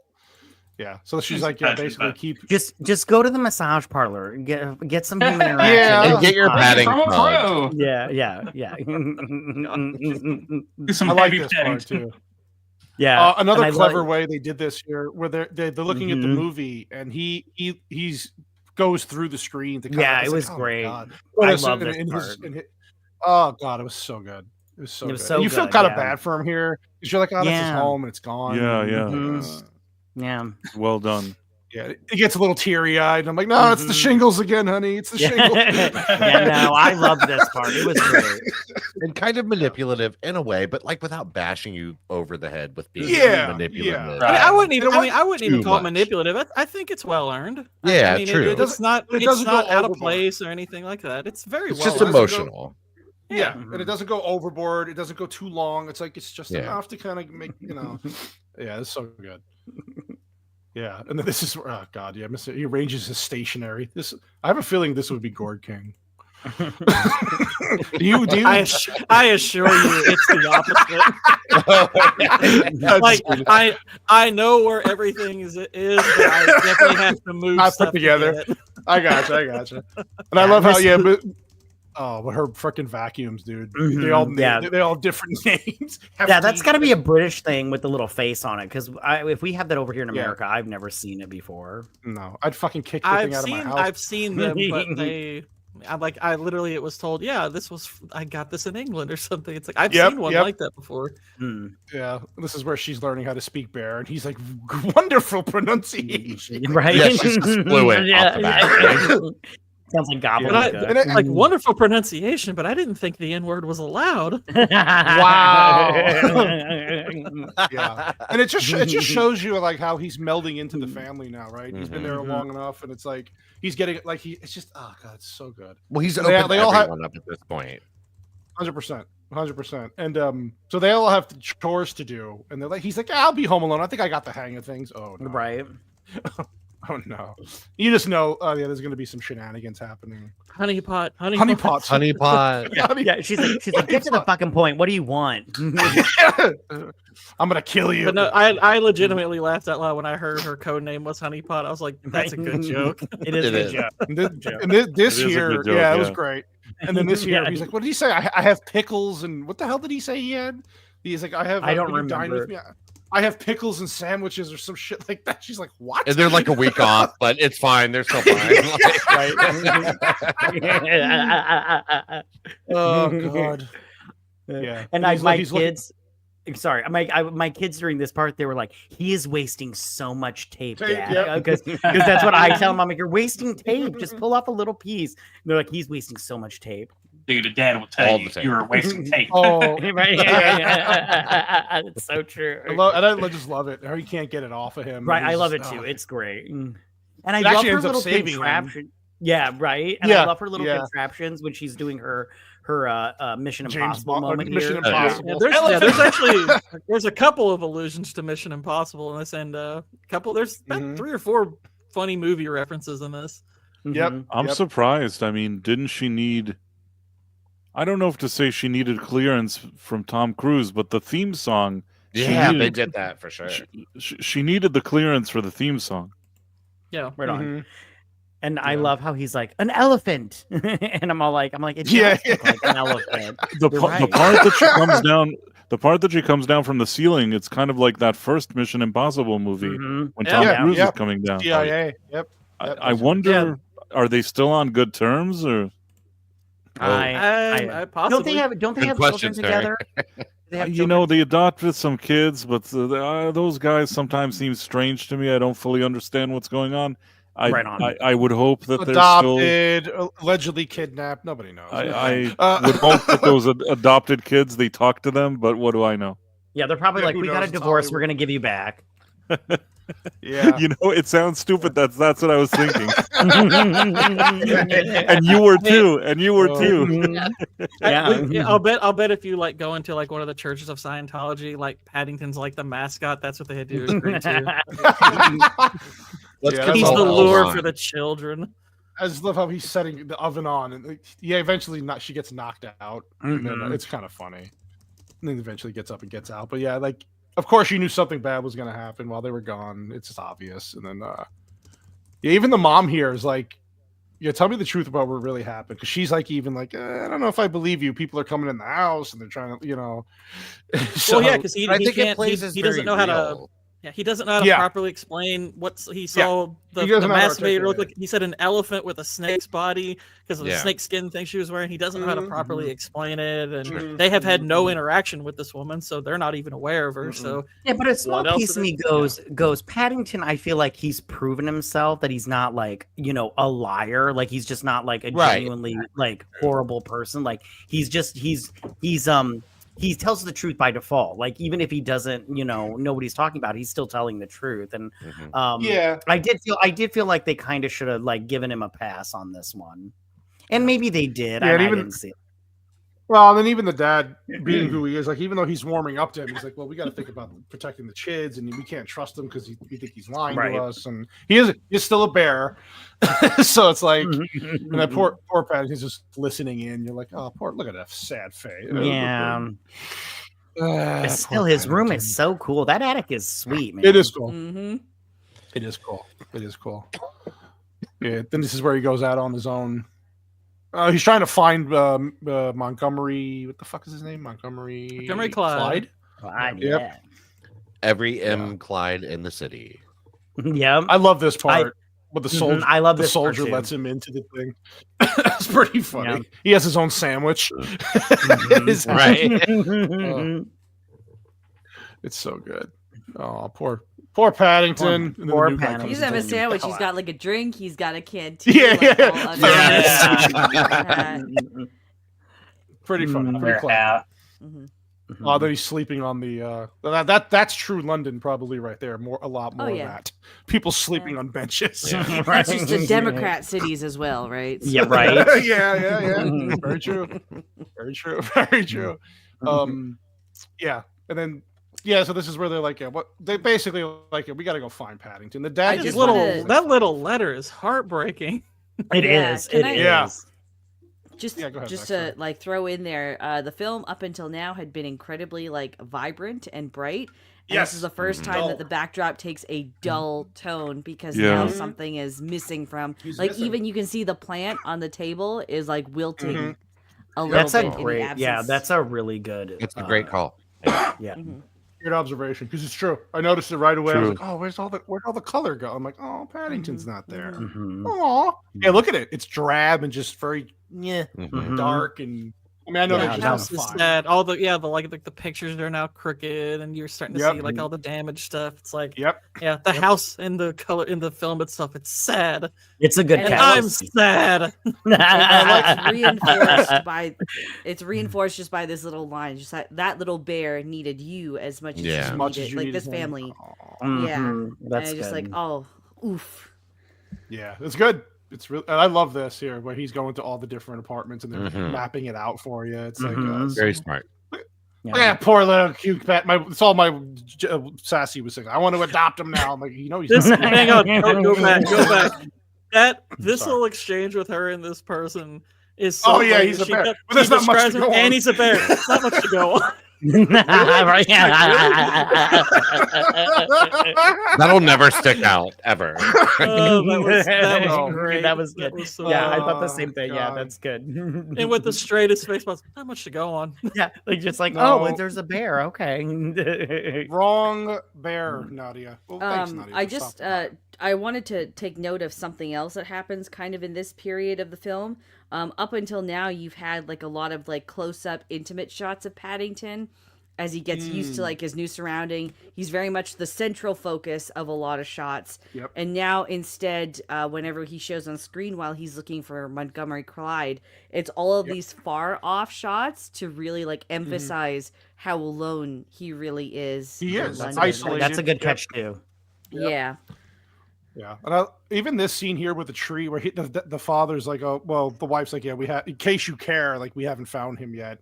And the tree starts, leaves start that's coming maybe down. That's maybe the only line of dialogue I took a bit of issue with, because I was like, well, you were kind of on board with getting him out of the home too after the fire incident. So I thought that was maybe a tad unfair. I mean, it's not a huge problem or anything. It's just I was like, I know what you mean. Yeah, you played a part in it. So. But I like how he's sad, so the whole tree comes down, like the leaves start coming down. Right, and I was like, I really like that too. the second movie really takes advantage of that tree, which I really Okay. enjoy. A Yeah, lot No more. shit. Yeah. I really got to watch the second movie. I'd like I to really say gotta. too that Vex, for a woman, you're really on point tonight. right. Look, I'm not Is on she- point usually. Hold on. No, I'm just kidding. Well, you gotta Although- remember, Vex, inherently, you can only be about 73%. That's a good Okay, point. That's true. That's true. I was just gonna I say mean- the. Go ahead. No, I was gonna say, are we even sure she's really a? I mean, I don't know. At Oh, this point, okay. anyway. That's true. Fact. That's true. There Have could we be a met big her in old wang person? down there. No, no. She's too base. No, I'm just kidding. I was going to say the second Paddington is very Wes Anderson, in my opinion. Okay. Okay, which is that's But fine. in a very good way. And in a In very a, yeah, in a good way. In a Hopefully, good way. I was gonna say hopefully in the good ways. Yeah. Yeah. Oh yeah. So this is where he realizes that the sign on the door, the number was broken. So he sees across the street 39. He's like, oh wait, that's got. Yeah. So he goes, and of course it's Nicole Kidman. As soon as you hear the voice, you're like, oh, this bitch. Oh yeah. It's both the right it's the right Immediately. house and the wrong house at the same It's time. a nice twist, though. I like the twist that Yeah, she's me actually too. the daughter. I Yeah. groaned immediately. I was like, oh fuck. Yeah. And it's good writing because in other movies you would just expect this to happen. Like I'm waiting for this to this. Yeah. Even though you heard once you heard her voice, it still kind of took me by surprise. Yeah, me Oh, too. it's Nicole. Me too. Oh. I knew yeah, it well, was in this her. movie, actually, go ahead. I'm saying I knew it was her, but even as I was thinking it's probably her, I'm like, wow, I like this idea that she's actually the daughter of the person that he's looking for. But instead of taking him in, she wants to stuff him. I really thought that was a really well told story, that whole idea. Yeah. I agree. Yeah. And I like he's just buying into And it also 'cause- it's kind of, I mean, for a movie like this to have her be that absolute contrast to her father, who Yep. was a decent man. Yep. It's a kind of a ballsy move story wise that they would do that. It It's is. like she Yeah. and a great joke here also that the door it's Taxi. just showing taxi and it shuts and it's taxidermist. Taxidermist. Yeah. And then there he goes, honey pots. Honey pot. Yeah. Right. And then and Nadia even has him, no he's like, soul. Nadia has even no him soul. Pass on this movie. No, How dare no, you? no. Nadia also didn't like Velocipaster, so I have no, Yeah. judge that as Her you soul may. has to be redeemed, and then she can enjoy movies like Paddington. But I like how even the neighbor here, he's just like, he's like, yeah, listen, I wanted to help you, but I wasn't gonna, I didn't know you were gonna do this. Like this is going. Right. too Even he far. was like, "Whoa, this is a bit much. I thought you were just sending it away." I like how he brings her Right. rotten flowers though. Right. Yeah. You Yeah, were tied to a pole, waste not, want not. You're like, what? Thrifty, okay. I can't believe you're single. And I love this. He's trying to disguise his voice, and they know who he is right away. Right. Mr. Yeah. Curry.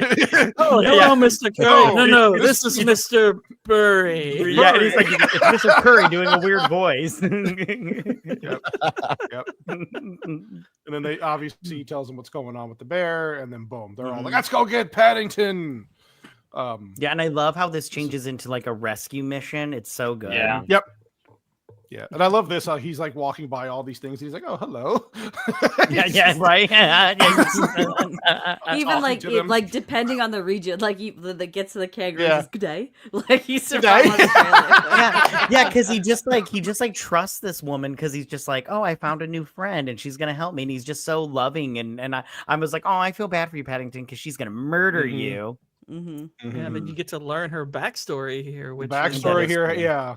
The dad as far came as back, like he- expedition dumping is concerned, this is how you do it well. I mean, agree.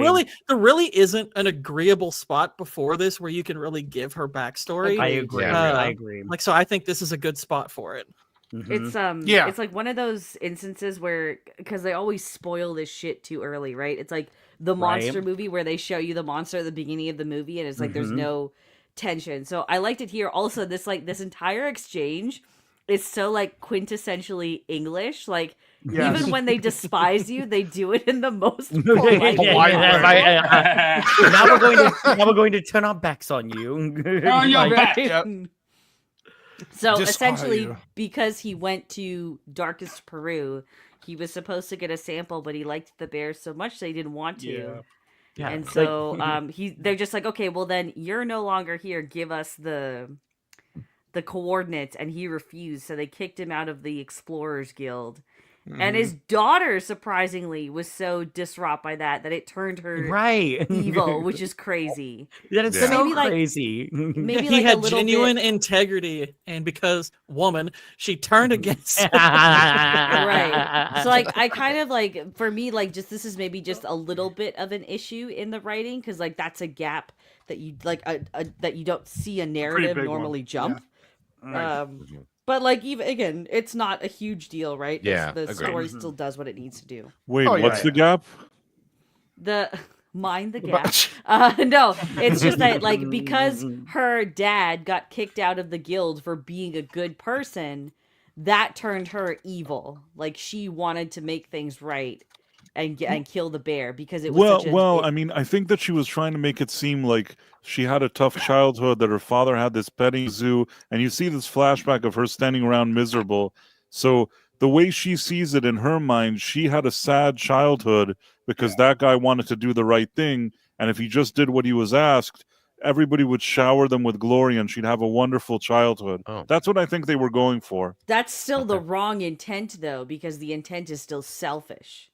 Yeah, there are wacky people out there. I can see what you're saying, but I didn't mind it. Well, yeah, because even if you have a good upbringing, that doesn't guarantee you're going to be good. I mean, that's true. And I might be mistaken. Was there a little bit after that particular part during the flashback where like maybe the mother and him were arguing about his decision or something? I couldn't remember. The mother doesn't show up in the flashback. Like, she doesn't even seem that much upset. Like, she gasps when his explorers thing is taken. But other than that, you don't see the mother in the flashback. So just usually the film does such a good job of like characterizing who's obviously good and who's obviously bad. It's just a minor detail that kind of contrasts how well they do everything else. That's all. Sure. I agree. That's true. I love that she finally tranks him. Poor Paddington just falls down the stairs. Like, oh, poor Paddington. Yeah, poor Paddington. I love how the grandmother just pulls up at the moment and sees him being taken away, and I'm like, fucking me. One quick thing to I guess to strengthen Vex's point. It's like that was like her backstory is part of what I thought could have been a little bit more developed with character. Like, it's really one of the only issues I have with this movie. Like, I've like that, and maybe that one line from earlier. It's like I think the movie could have maybe stood to be about 10 minutes longer with a little bit more for some of the characters, and the villain was among them, definitely. Sure, I can understand that. I agree. Granny goes into the security. I love how she goes into the security and just oh my god, this guy with a drinking. That was I loved that part because I was like, me and Granny would get along. Me and Mrs. Bird. Yeah, me too. like she like when she pops out the second bottle, I was like, honey, you speak my language. Like, we're gonna do this. Like, fuck those. I'm gonna go podcast now. I would just be like, I would be like, go steal whatever you want. Let's have a party. Let's do it. Yeah, and then so the son's trying to figure out a way to get to mess with the security. And I love how he has the dad's old like chemistry set. He even says it. Is that my old? By the way, if you look at those TVs, more analog technology. Yeah, it's so great. Yep, I love it. That's 50,000 volts. It brings the family to like trust each other at this point too. Yeah, that's a great point. I know what I'm doing. You have to trust me in this. Yeah, I love that. I love it too. That's really great. Yeah, it's so good. Yeah, they're just trying to figure a way to get in. Yeah, wait, could you go back to a couple of shots real quick? I wanted to see the way. This? Okay, yeah, I like they're all framed in the arches. I thought that's pretty cool. The arches, yeah, it's good. It's good. Very good. It's a good shot. Yeah, and they think they're locked out, and so this is where like I like this where the husband's like, somebody's got to save the day. It's going to be me. Right. He kisses the wife. She's like, oh my. And you see like the hero come into focus. I love that. You know, as soon as he said that, she was like, psh. Easily. We get a mop down like here. They opened up a Long John Silver. Yeah, it's right? like Mrs. Bird was like, it's like, oh, there's a storm upon us. I can feel it in my knees. Prepare to water damage. Yeah, that's pretty cool. Can I Yeah, just note as well? So, like, there's not at this point. You can keep going if you wanted to, but right when he starts to realize that Paddington was an important part of the family, he starts wearing red like his wife does, and this was the final scene where they finally like come together as a couple again, because this entire family was heavily disjointed, right? And that's kind of the purpose of showing the dollhouse thing at the beginning. Like every room is in a compartment, and when you revisit it at the end of the film, there's no longer a barrier, so you see everyone going into everyone's room. So this family really becomes a family Closer. again through Hey, Paddington. Red That's your shirt color and theory everybody is living on together. Sorry? Whitey, I what was was saying, that? Vex, your color theory is on point. No, My it's good. color theory is always on point because Yeah, I'm of colorblind. What did you say, White? There. I'm just a bunch wearing red shirts, and then a bunch of like sharing their own commune. I see where they're going. Oh yeah. The message is getting through. I get it. This is one What of you those want, scenes that made me laugh out loud when he's like, "Is that you, God?"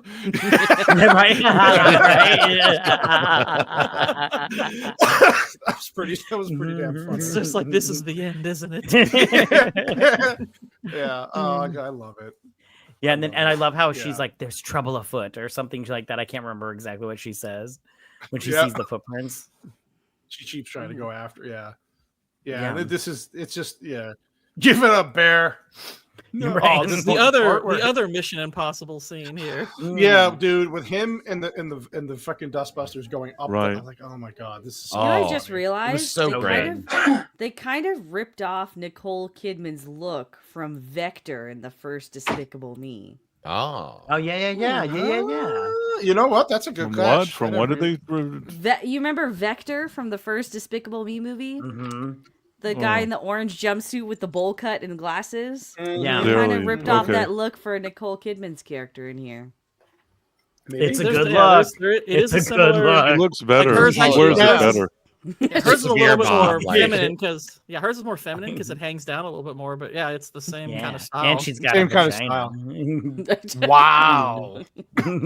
Wow. Always a Yeah, so they selling figured- point. Yeah. The batteries It's my are running favorite out, part of a Patty. woman. Yeah, well, yeah, Yeah. for some people. Yeah, I like this. I love how he tries to jump up and just misses, and you know the family's gonna catch him. It was, even though you know it's gonna happen. It's done It well. had me still on the edge of my seat. Yeah, it was Yeah. pretty great. I love it's Yeah. the kids He's- and the parents are holding. He's the in kids. Barrel. Barrel. I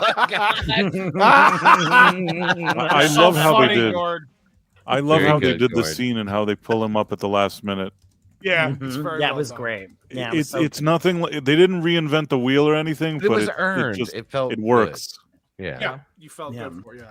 And I like how the family's just stepping up for him. The wife's like, no, and the dad's like, no, he's part of the family now, and Yeah. we didn't Oh, want yeah. him, but now we love him, and blah blah blah blah blah. Mhm. And, yeah, I like how she's like, all right, I'll just kill you all. Just Yeah, shoot you yeah. all. And- He's like, "Fuck wait, it." what? And It's like, oh wait, you actually are gonna kill one? I'll commit Yeah. mass murder. And then this is the Oh. smart, the payoff with the sandwich. Finally, he's Mhm. like, oh, Pay up with one the thing. sandwich and with the birds and with Mrs. birds. Birds. Yeah. Mrs. hell Bird. yeah. Mhm. It was so funny. I loved it. Yeah, she opens the hatch and she's like, I didn't know what happened to her. I was like, they're not gonna kill her, right? Yeah, It's for a kid's second. Well, movie. for a second, I was a little worried they weren't going to show what happened to her, and then it's like you learn a little bit afterwards. Yeah. But yeah, it's like he throws it, and the pigeons come, and then Mrs. Bird Aw. gets the final blow, and it's like, oh, the last bird comes in. That's good. You saved my I like life. it. Right. Yeah. Yeah, then it goes the after about the and then you notice the funny thing, the leaves are all gone. Yeah. Mhm. But then when he walks up, they start to reappear. They start coming Mhm. back. Yeah, it's really cool. And then they're just having a marmalade day. Everybody's happy. He's making marmalade. It's marmalade. Yeah. Yeah, Marmalade Day. I at- would totally do a Marmalade Day. Yeah. Same. And then like The vibrancy has come back. the color the is all vibrancy's back. restored. Mhm. Yeah. Oh, look at I, Paddington. and Yeah, you know, he's it's so great. not quite pumpkin orange, but it's orange is still good. Still Mhm. good. Yeah. It's okay. It's okay. There's Aunt There's Lucy. Aunt Lucy in the home, and she's getting the information. And Oh, so and I she- love I how like how they. Yeah, she Go gets ahead, community you go ahead. service. She's like, not Yeah, that, nothing. yeah. She's like, anything. It's like, oh, honey, a lot of people would like beg for community service. Yeah. Like, you're She's just like, she's send me to cleaning horse- prison. Yeah. It just shows she's selfish, right? Like she Yeah. doesn't. Yep. It reinforces her evil backstory. In this yeah. shot, yes. Oh, it's so Yeah, good. Yeah, this is what she's- Vex was and- saying. Yeah, I love how he's like, it smells like shit, and she's like, it's not me, and I'm like, okay. I'm like, Then it just Yeah. dumped crap all over. her. yeah, Yep. There's all the this is where she meets Tony. She's like, don't cry. Yeah. Okay. Cry. She's like, Yeah. Granted, you could Welcome to the also argue it's a pretty good picture of like London's like cheap justice system that attempted murder. Just community service. What you just Yeah. want to say, that door needs to be open, and Tony would not be in there with Right? her. Yeah. Right? Yeah. You're at the thank dining you. room table where I can see you. And I like how the dad's kind of being just a fun dad again. Yeah, Yeah, he's putting exactly. the stuff I in the thought this plan. looked cool. This little rocket they made. Although Hell I was yeah. Oh like, yeah. why aren't you doing this outside, my dude? Like, Oh, yeah. I could have told you this wasn't going to the moon. All right, it was going to your ceiling. Come on. Yeah. And then like this little saying at the end. What did he say? Like everybody in London is different, but that makes them the same or something. Because I don't know. And then his little attic is decorated for Christmas. How adorable. Yeah, and he he's pretty finally great. feels at home. Oh, it's so good. Yeah, Look at that smile. yeah, I love it. Paddington.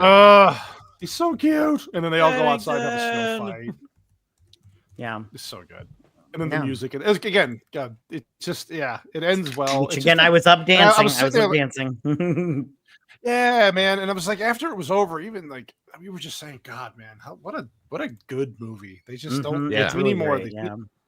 So yeah, that's Paddington, 2014. Like I said, really enjoyed this one, Mhm. and I guess we have trivia for this one. Vex. Oh yeah, I have quite a bit of trivia for this. one. Yay! I love it. No.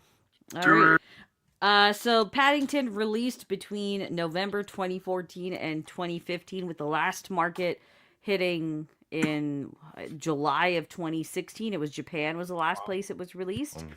It had a budget of $55 million. In the U.S., it peaked at number 3 on debut. It came Okay. out the same day as The Wedding Ringer and Black Hat. Oh, Black Yeah. Hat was a shit movie. Yeah. Okay. This was the most expensive movie made by French company Studio Canal as well.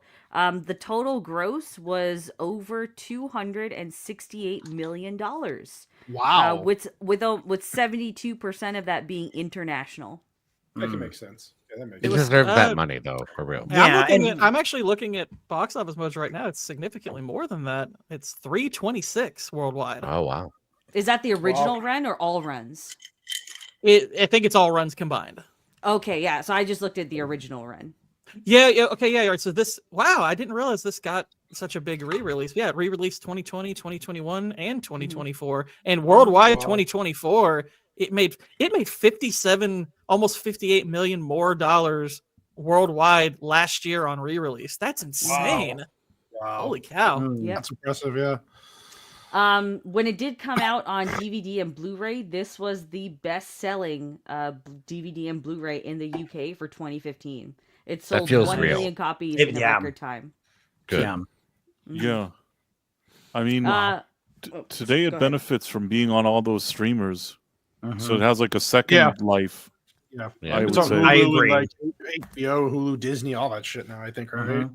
So Yeah. You- And you know, if they re-release this in the movie theater, I would totally go and take my kids to see this Yes. again I would in the love to movie see theater. this on Yeah. the big screen. Yeah, because I didn't see it in the movie theater when it originally came out, but Yeah, I me would neither. totally go now. Yeah. Mhm. All right. Okay, so the character of Paddington Bear is based on a lone teddy bear noticed by author Michael Bond on a shelf in a London store near Paddington Station on Christmas Eve in 1956. Bond bought it for his wife and was inspired to write a story. The outline of the lonely bear at Paddington Station was inspired by old newsreels showing trainloads of child evacuees leaving London during World War II with labels around their necks and their possessions in small suitcases. I love that. Yeah, since being published in 1965, the Paddington Bear books have been translated into over 30 languages across 70 titles and sold more than 30 million copies. Wow. Wow. Yeah, that's pretty great. It deserves it. Yeah, Oh, for sure. 100%. I'm looking at the books right now so I can purchase them. Nice. Hell yeah. Very nice. Karen Jankel, daughter of Paddington's creator Michael Bond, was almost moved to tears after the first screening she saw. Quote, "For me, it was bringing to life the bear that was so real to me, and I think they got it absolutely right." End quote. Aw. I agree. Yeah, it was. Yeah. Michael Bond was nervous about the project of turning his character into a live-action movie. However, he was convinced after seeing half a minute of test footage. Oh, wow. Wow. Yeah. Okay. It's cool. In the UK, the popularity of this movie greatly enhanced the sale of marmalade and oranges in the first half of 2015, and served Marmalade a is rise so in good. a rise in downloads of marmalade recipes online. Wow. Right on. I think Whitey's thing should say, "Go ahead, add the marmalade." That's awesome. Nicole Kidman's agent originally considered rejecting the part of Millicent before passing it on to Kidman. The agent casually mentioned the offer, thinking Kidman would turn it down immediately. However, to her surprise, she was met by an enthusiastic reaction from Kidman, who was eager to appear in this movie as she is a childhood fan of the books. I love it. That's nice. Yeah. Nicole Kidman learned to throw and twirl knives for her role. She's noted that during shooting, the producers told her to tone down the knife throwing as it was considered too intense for a children's movie. That feels right. Ultimately, the scenes were cut out of the final film. Makes sense. Bummer. I want to see that now. Yeah, Me I'm saying. too. Yeah, me too. Her being a psycho with a knife, like all like yo, Nicole, can you chill the fuck out? Mm-hmm. But also keep going. Like, Hugh Bonneville, excuse me, the dad, considers Paddington to be a part of the DNA of the UK and therefore was nervous about joining the project. Quote, "I was very nervous when I first picked it up because I thought, I don't want my childhood being messed with. He's a vivid character for so many people, certainly in Britain. So I was very nervous when I started reading, but within a page, I was laughing out loud and was reminded of all the charming innocence and the warmth that Michael Bond put on the page." End quote. yes. Yeah. It's nice. Sally Hawkins and Hugh Bonneville, who are Mr. and Mrs. Brown, improvised most of the conversation between their characters. Oh, wow. Oh, Wow. that's That's interesting. impressive. During pre-production, Paul King attended several screenings of children's movies to see what made the children in the audience laugh. He brought his wife to most of these screenings to not seem like a creepy loner. Sure. Yeah, What I think Which is interesting, really quick, is Which that Paul explains, Matt, why your kids were laughing so much at the parts that you just didn't get. Yeah, Probably. yeah, Probably. King- didn't Paul King direct Wonka? So what happened there? I have no idea I haven't seen Wonka, so I don't know, but I know that because not he this. decided to do Wonka, that's why he's not doing the third Paddington film. Boo. Wonka, I didn't love. Who decided to do Wonka? The director of this. Yeah. And the Yeah, second Paul one. King. Well, that was a shame because Wonka was crappy, so he should have Yeah. done third. Yeah, Wonka was not my favorite. I wonder if that was a studio deal, maybe, but I'd have to look into it. But Yeah, I would kind of. They probably paid him a lot of money to secure him for Wonka based on his success with Paddington. So Yeah. that's how he got the big payday, and probably it Yeah. just wasn't worth it for him to bail on that one. Yeah, it was Sure. probably Maybe. a big check for him. Yeah, definitely.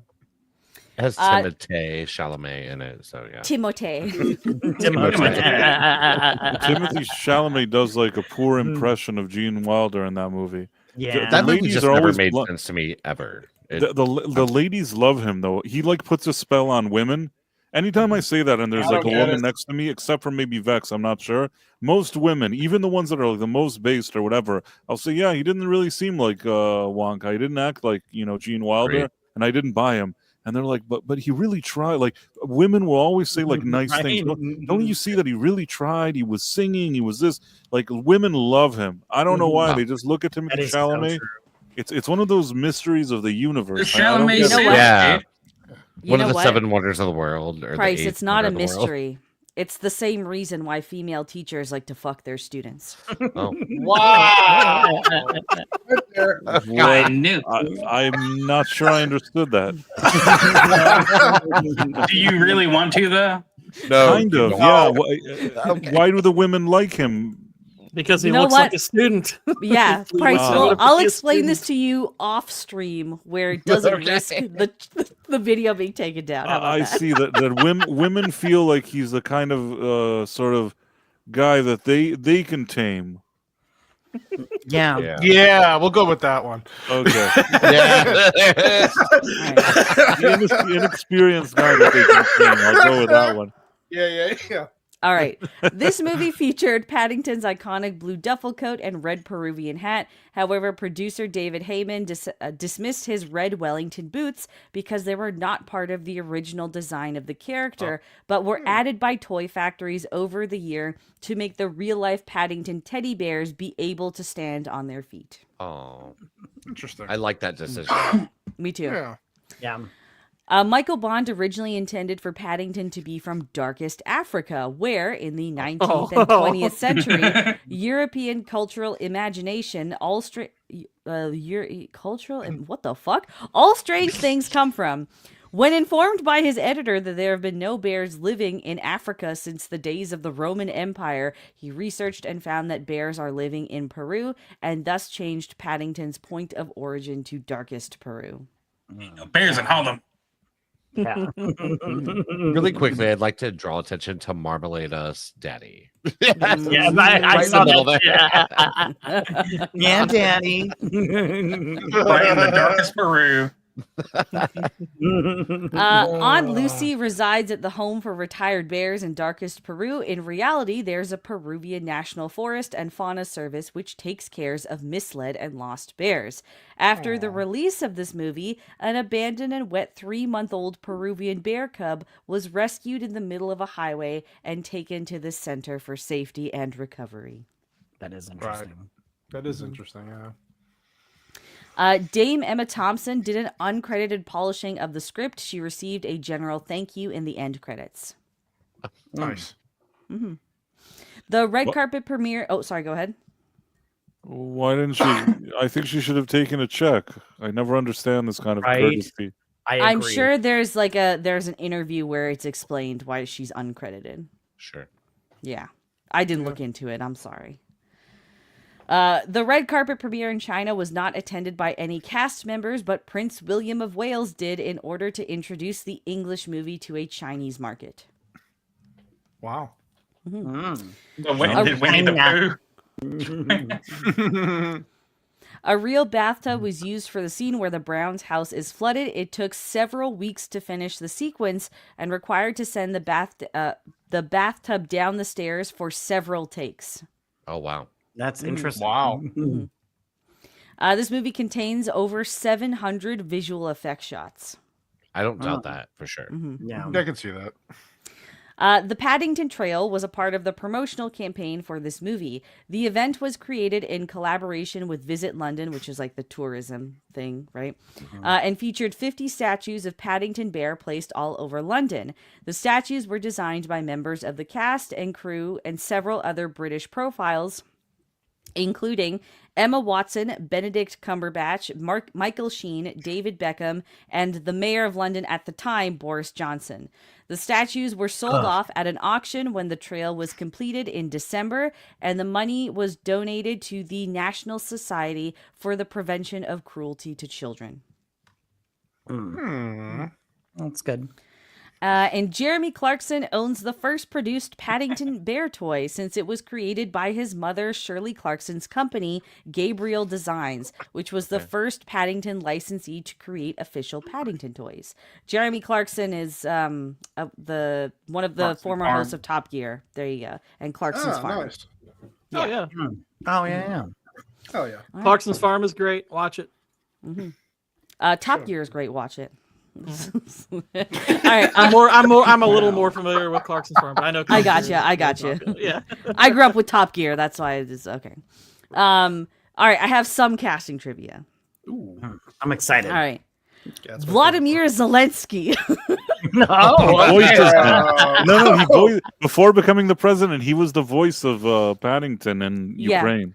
He's the Ukrainian voice for Paddington in that Shut film. up. That is Yeah. crazy. Let's steal more money from America. All right. Right? There were several actors that were considered for the for Henry Brown, so the father. Okay. All right. Sorry, I'm gonna die. Excuse me. Don't Oh, do God. it. Stay away from the light. You have so much to live for. What the fuck? What? I'm not gonna kill myself. She is in Canada. You get a coffee. Do you want to assist Real quick. suicide? All Real right. quick, Lex, was that the only one related to Paddington himself? Because I actually know one about him that's different. No, I have more trivia. Okay, gotcha. I got some Yeah, trivia. Okay. I got All some right. So trivia right here, baby. for the role of Henry Brown, so the first one considered was Martin Clunes. I've actually never heard of this guy. He's a TV presenter and actor. He's just done like a bunch of British shows I've never heard of. Martin Clunes. Don't I don't know know. him. Who I don't know I'm who looking at him and I'm like, Yeah, I don't know who the fuck I that don't know who he is. is. Okay. The next one is Ken Stott. He was actually one of the dwarves in the Hobbit films. Oh. Oh. One of the I like his dwarves? uncle. Great. I'm sorry. Very sorry. All right. I love it. Next is Adrian Edmondson, which he's also just primarily an English actor. I've never heard of him. Yeah, me neither. Yeah, I Don't mean, know I much don't know about who him. that is. Yeah, I don't know who that Currently is. having Um, beans on toast. Okay. Well, Which is you'll know delicious. these last two. You'll know these last two. Okay. All right, go ahead. Colin Firth. Oh, Okay. yeah. Well, Yeah, I Colin could've- Firth was the original voice. Shut of the Paddington. I'm getting there. I'm getting there. sorry. I'm getting there. Chill.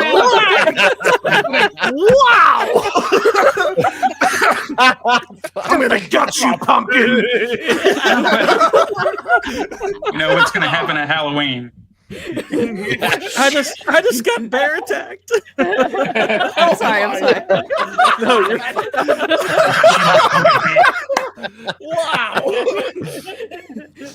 I'm sorry. Forgive me. My You're my fine. outburst was unladylike. It was a good one, though. It was a good one. Bless your Calm autism. down. Calm A down. hard stare would do.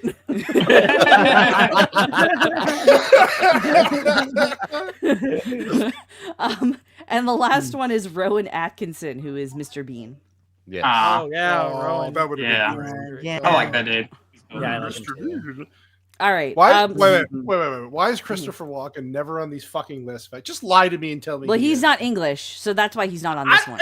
He doesn't. He can do whatever he wants. It Agreed. doesn't matter, Bro, he was in Dune 2 and he didn't work in Dune 2, so no, he cannot do whatever he wants. Yeah, The only- Okay, I'll give You you know, that. you know why? You know I why? could have seen him as Mr. In Curry, Dune perhaps. 2, it looks like they asked him not to be himself. He's trying to be really reserved. You could tell that he has this itch. He wants to be Christopher I Walken, agree with that. but somebody told him, no, you have to really, really play the Bro, role as if Could you imagine? it's him like a as- real role. You can't just be Christopher Walken, Yeah, and you can tell how reserved he is. Come on, he couldn't. He Like a couldn't be bird, I gotta spread my wings. Yeah. Let me fly. I Fly, need shall bear- mate. I gotta have bear insurance. How are you were you ready with that AI picture, by the way? Did you make that before the stream or during? That's Whitey. That's Whitey's autistic. Maybe fucking for the autism superpower. outbreak. I was like, then you said casting, and I was like, oh, casting, I forgot. It's so soft, Paddington. All right. There were 3 other actors that were considered for the voice of Paddington. Oh, this would be interesting. All Yeah, right. it will be. The first is Hugh Lowry. That sounds familiar. I don't know. House. the Dr. House. House. Yeah. Yeah. No. I like the guy that played him. Okay. The next is David. I never know if it's Williams or Walliams, but he's an English comedian. Okay. Okay. Well, his name failed, so he's not. Yeah. There you he's go, done. right? And then Rupert Everett. Oh shit. Oh. Okay. He actually, I could see him doing it. Yeah, He's a I really could good too. voice. I like He's that. got a nice, like, kind of gentle voice. Like, if you remember, he did voice work for Narnia. He was a fox, and I could see that crossing over to this. I think yeah, he I also do. was the prince in Shrek 2 that like He Fiona's was. He was supposed to also get. in- Yeah. He was also one of the princes in Stardust. Oh yes, he when he- was. and he dies, Oh, like, I love right that away. movie. I Oh love my that movie goodness. too. It's so good. I love that So movie so good. much. Yeah, but I'm glad they picked the guy that they did. He's from the Bond movies. I never watched Yeah, those. he was. I definitely think he was the perfect. best choice. He was the Yeah. best. He was perfect. I love his voice in this movie. It's great. Agreed. I agree. So, Yeah. Colin Firth was actually originally signed on to be Paddington. And they actually started like recording lines. So he would record his dialogue wearing a helmet with a little GoPro that was attached so that the animators could use his facial expressions for reference. But then as they continued filming, Paul King said, quote, "It slowly just became clear that Paddington does not have the voice of a very handsome older man who has the most beautiful voice on the planet." End quote. Right. So, yeah. where is it? So Ben Whishaw was cast as a replacement and had to re-record the voice and provide facial expressions. I think this was like within a couple months before the film was supposed to debut. It was like 6 months or something before the official premiere of the film. They redid everything. Interesting. Wow. Though even Firth, to my understanding, he agreed with the decision because like he came to the realization it's like I don't think I'm right for this, which I know he was kind of sad by that because he, to my understanding, really loved the idea of doing the part. He finished the film too. That's the other thing. Yeah. Wow. Wow. Oh, 5 took- months. but It was 5 he- months he- before the world yeah. premiere. Yeah, but he took it like a pro. He took it like a pro. Mm-hmm. Yeah. He did.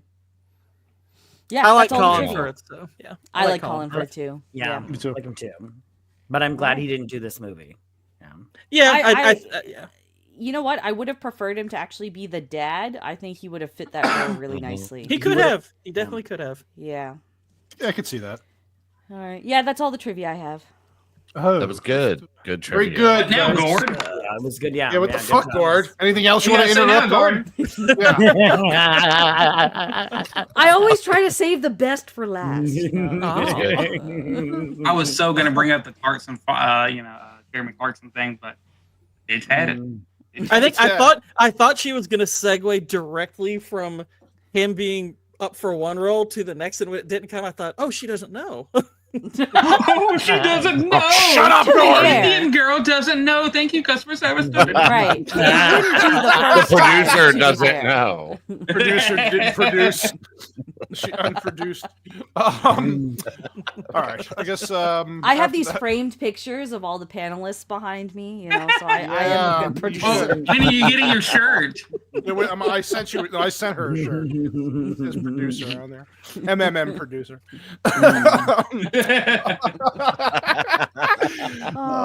We're such evil. You know fucks. someone's gonna clip this and send Oh, it. we're so. Oh, we're so good. I guess we can go around, give our final thoughts and grades. Chad, final thoughts on the movie and any rating you want to give it. Okay, my final thoughts on this is an uncommonly artistic family film that is not pretentious or overwrought or any of that. And for me, I'm not sure what our star rating is here, but for a 10-star rating, I'm going to go with a 9 out of 10 on this. I absolutely love this. I have very few quibbles with this movie. It's great. Nice. Awesome, dude. Awesome. Matt Cat. What about you, buddy? I love this movie from front to end. It's great. I give it a 10 out of 10. I would watch it anytime. It's perfect. My kids loved it. I loved it. It's fantastic. I can't wait to watch the third one. I might take my kids to the movie theater to see it. Good. Awesome. Price of Reason, you beautiful bastard, you. What about you? I surprisingly enjoyed the movie. I thought it was wholesome. It was the kind of movies that should be made for kids. They have like a positive message here that you could be yourself, but it's not done in a way that's mean-spirited or overly preachy. It just kind of checks that box at the end, but the movie is lighthearted, it's fun, and it's done in a way that kids can enjoy it. But if you're an adult and you're watching it, there's also something to enjoy. Yeah. It's really hard to pull off making a movie like that. So for me, I would say it's probably like an 8.2 out of 100. Like Okay. 82 out of 100. 8.2. Wow. Okay. Well, that's No, okay. 82 out of 100. That's it. I meant 82 out of 100. Yeah. Sorry. Wow. Man, I'm not a genius with math, but Wow, Paddington failed hard. Yeah. No. He didn't fail. 82 out of 100 is decent. fair score. It's a good score. Oh no, I was just like the 8.2. I was like, oh no. Mr. White Bear, what about you, buddy? What would you give this? I don't know. This is like one of the sweetest movies I've seen in a while. I can't believe that. Even at first, I was kind of sitting around, just to check it out before I really got into it. And by the freaking end, like every other scene, I don't know. It was just because it was so genuine and it surprised me. I was actually like getting kind of choked up at just random points. I'm like, this is so, pure that we don't get this anymore. They don't make this kind of shit anymore. And It's lovely. it wasn't perverted. I mean, just leave that to us, because I've got a new name. I'm gonna say I'm gonna say darkest Peru instead of anal from now on. But Okay. and you know what? The bear came to the country, already assimilated. So I knew it wasn't a message about that. It was great. I can't believe we actually got just such a good movie. I'm giving it a 9 out of 10. Yes. Wow. I mean, it puts Debbie Does Dallas to shame. I'm sorry. It's just. I mean, when we had this on the list, I was not excited to review it. I thought, are we really reviewing some weak movie or something like that? And I was so wrong and stupid for that. So I take it back. Well, there you go. I again, I kind of had the same sentiment. Not the I was interested. Then I watched it and I was like halfway through. I'm like, oh, Vex, she picked a good one here. It's like we'll be looking at Lake House and shit. Oh Jesus! I still owe Vex a Lake House review, but that's not happening. I still owe her a Lake House. It's a long story, Price. It's I made promises to Vex a long time ago, and I would do it for her, but I might kill myself during the stream. So it's might be worth it actually for some people. Anyway, Vex, since this is one of your favorites, give me your final thoughts. Yeah, I give this 9 cake on bear butts out of 10. Nice. Yeah, I really enjoy this movie. This is one of those it's like a timeless classic almost, because you can really watch this at any period of time, and it's not like it's a product of its time sort of deal. Not a cell phone in sight in this movie. Right, Yeah, that too, right? Yeah, that's great. Yeah. I love all of the set and costume designs, and the animation is beautiful. Like it really just is kind of like a picture perfect children's live action adaptation in that respect. It does a lot of just simple storytelling, but really well. So it's not like you're getting anything revolutionary, but it certainly is fun. There's jokes for everyone in there. The performances across the board are just stellar, even by like the small characters that we see for only like 30 seconds to a minute on screen. Trying to think, the music is also pretty solid, even though I could do without the ethnic inserts, but like there is a subtle string of like, how you're supposed to accept foreigners in London because they're all part of that, immigration replacement shit or whatever. So, but even then, that doesn't really bother me because ultimately this is just a story about a little bear trying to find his place in the world. And it's very quintessentially English in a really charming way. So yeah, I really enjoy this film. Really enjoy it. Yeah. Awesome. And of course, Mr. Gord King, your final thoughts. Yeah. Well, first of all, I would definitely, I would prefer little bears like this be allowed into the country over quite a few other people. Agreed. No doubt. It's this is kind of the problem with going last. What else is there to say? This is a near perfect movie for kids. It's, as far as I'm concerned, I can't think of a kids movie in the 21st century that's better than this. I think this is the kind of movie that you show to kids when they're old enough to watch movies, and then they'll probably watch it over and over again growing up. And when they get older, they'll be nostalgic about it and they'll show their kids. I really think this is just wonderfully timeless. It's thematically beautiful and sweet and in no way saccharine. It's very genuine. It's a very lovingly crafted movie in almost every single way. So, and on that note, I will give this 9 bare naked marmalades out of 10. Yes. I love the love for this movie. It makes me happy, man. I love it. Yes. Yeah, I gotta say, something that I probably wouldn't have been on my radar unless we were doing the show. That's why I love doing the show, right? And again, this is a movie. It was a good, perfect timing for just the family in general. There's been a lot of negative shit in this house in the last month, so I like I said, I even said it in our chat. I was like, I probably need to watch a movie like this just to feel good, and it did. It brought my spirits up. It's again wholesome, genuine, very creative. We need more of these types of movies, especially for young kids and families. Like Matt, Matt, the idea of him wanting to take his family to the third movie because of this one. Of course. That's what we need. So, yeah, I loved it. Extremely unique. I'd give it 9. I wish Christopher Walken was 10.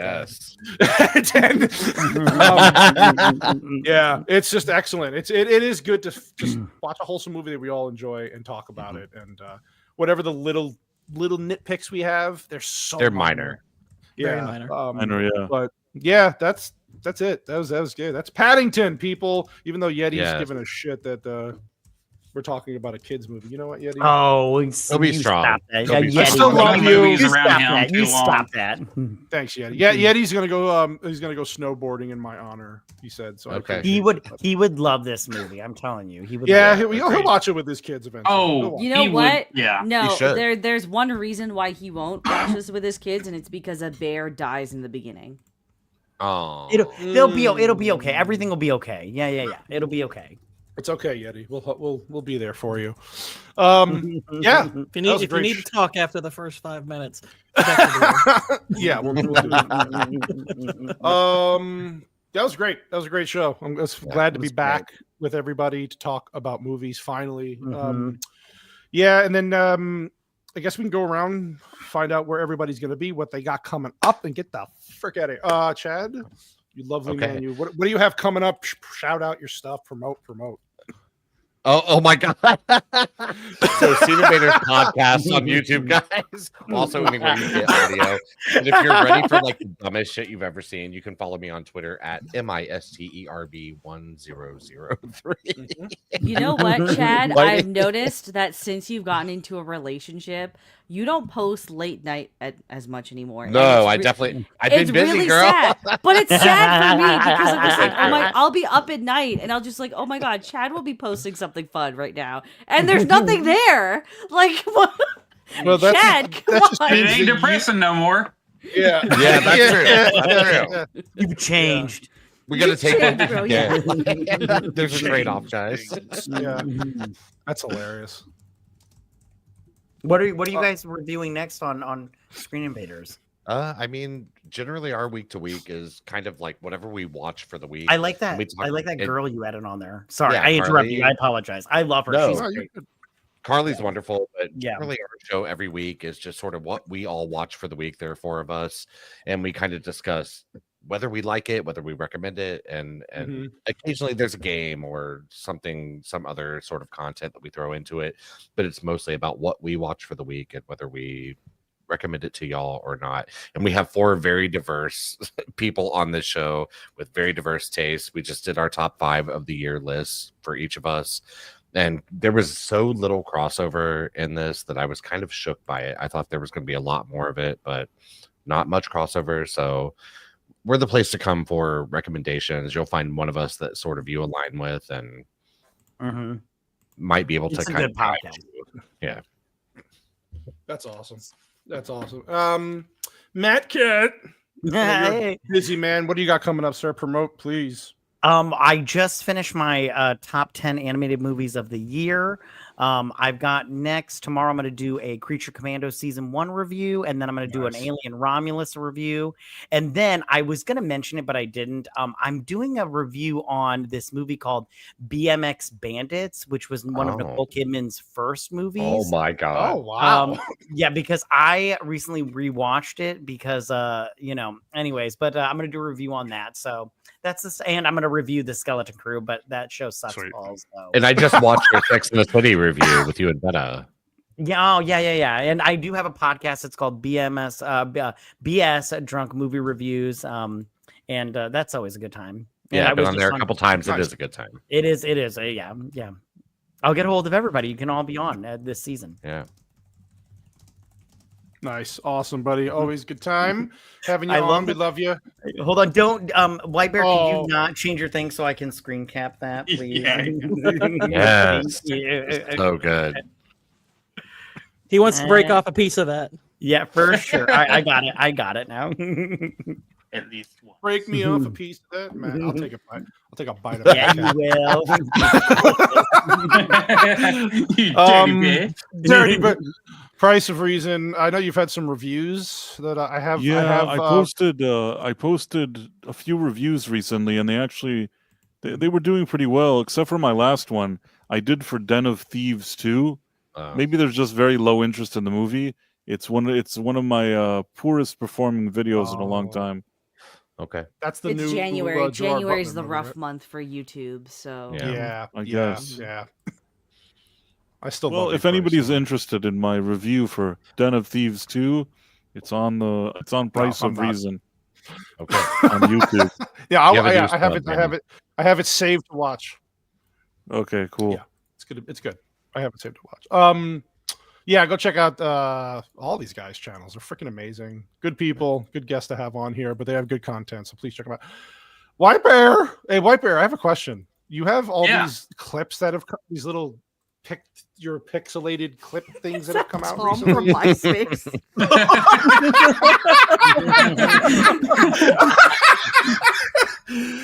I can't. I've been liking all your new clips, but I can't comment on them for some reason. What did you do? You can't comment on them? Yeah, fucker. Go to comment on them on my phone and the PC, and it won't let me do it. What did you do? What are you blocking me from? I'm gonna try it again. Anyway, yeah. Dale Earnhardt. There you go. I don't know, dude. I ain't never heard of that shit, but everybody else seems to be able to comment, mister. Yeah. Go ahead. Well, anyways, I just, I got some more of those pixel videos coming out and all that fun stuff. And unfortunately, I found an old video game from 1997 that I've been really dunking a lot of time into. So expect not to see me for probably about 3 more weeks until I get burnt out, and then I'll go back to work. So, that's just the truth of it all. So, it'll get there, and everybody would like it, and everybody be happy. So that's on Bear Clan. You can find it on my Twitter. It's going to be, it's linked. So, Oh, yeah. Oh, yeah, baby. Oh, yeah. Yeah, go check him out. He's got some good stuff over there. Vex is a busy girl. So you have your Sunday show. You have a big review for Nosferatu coming out at some point soon. Which I'm excited. I'm so excited. Yeah, that's going to be your longest video, I think you said, right? Do you want me to promote it, or can you? I'm fucking sorry. No, you go ahead, please. You're doing a good job. Go on. No, go on, please. No, I'm done. No, please go ahead. Yes, Sundays, 10 a.m. Eastern Standard Time, early morning Vexhibitionism. I was going to do The Dressmaker this Sunday, but I started watching American Primeval on Netflix, and that might be the best show Netflix has put out in a very, very long time. Good to know. Yeah. There is absolutely no messaging whatsoever. It's absolutely ruthless, and it is not trying to rewrite American history whatsoever. So Awesome. Nice. I'm going to be reviewing that instead on Sunday. And yes, I am working on a Nosferatu review. It's probably going to be an hour long, so put an hour. I'm aside. excited. Okay, Sweet. I'm here for it. Let's What go. was the movie you were gonna do and then you didn't do? Oh, The Dressmaker. It's a 2015 film with Kate Winslet and Okay. Liam Hemsworth. It's like a pseudo Interesting.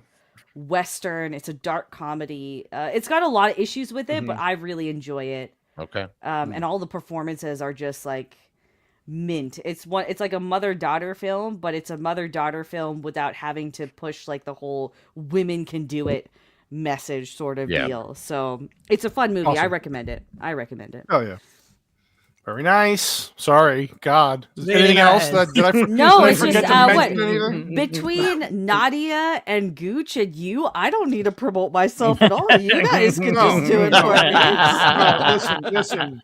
You just need to produce. That's all you need to do. Just be a producer. That's all I you need to a do. I need a producer shirt. You know.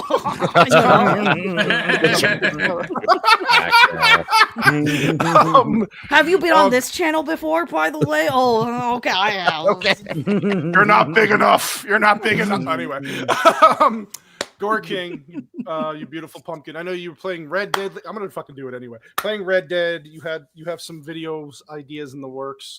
What about you? What do you got coming up? Yeah, last week I released my video for Twilight. Not quite an hour; it's 39 minutes long, but that Okay. was fun. So- I've gotten that was some so good good. feedback. It's probably my favorite video that I've made so far, but that's a matter of opinion for whoever watches it. Mhm.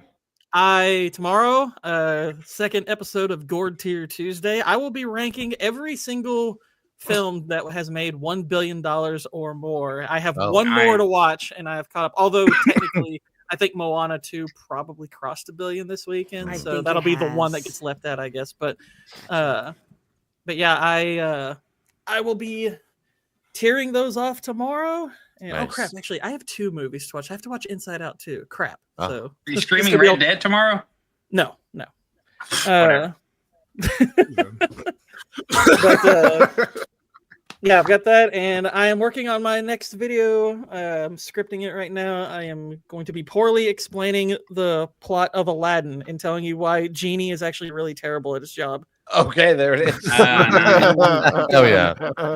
Oh God, that's gonna be good. That's gonna be good. Looking forward to It's that. gonna be so Yeah, and as far as the channel, since we're back on our schedule again, we are back next week with the exact opposite of what this movie was. We're going. We're going to be doing Boondock Saints. Okay. Oh, love it. Yeah, that's going to be good. We have Leon, Gooch, and then or maybe Gooch, and then Blue Collar Loser. I think is supposed to be on that show next week. So look out for that information. I'll throw that stream up sometime.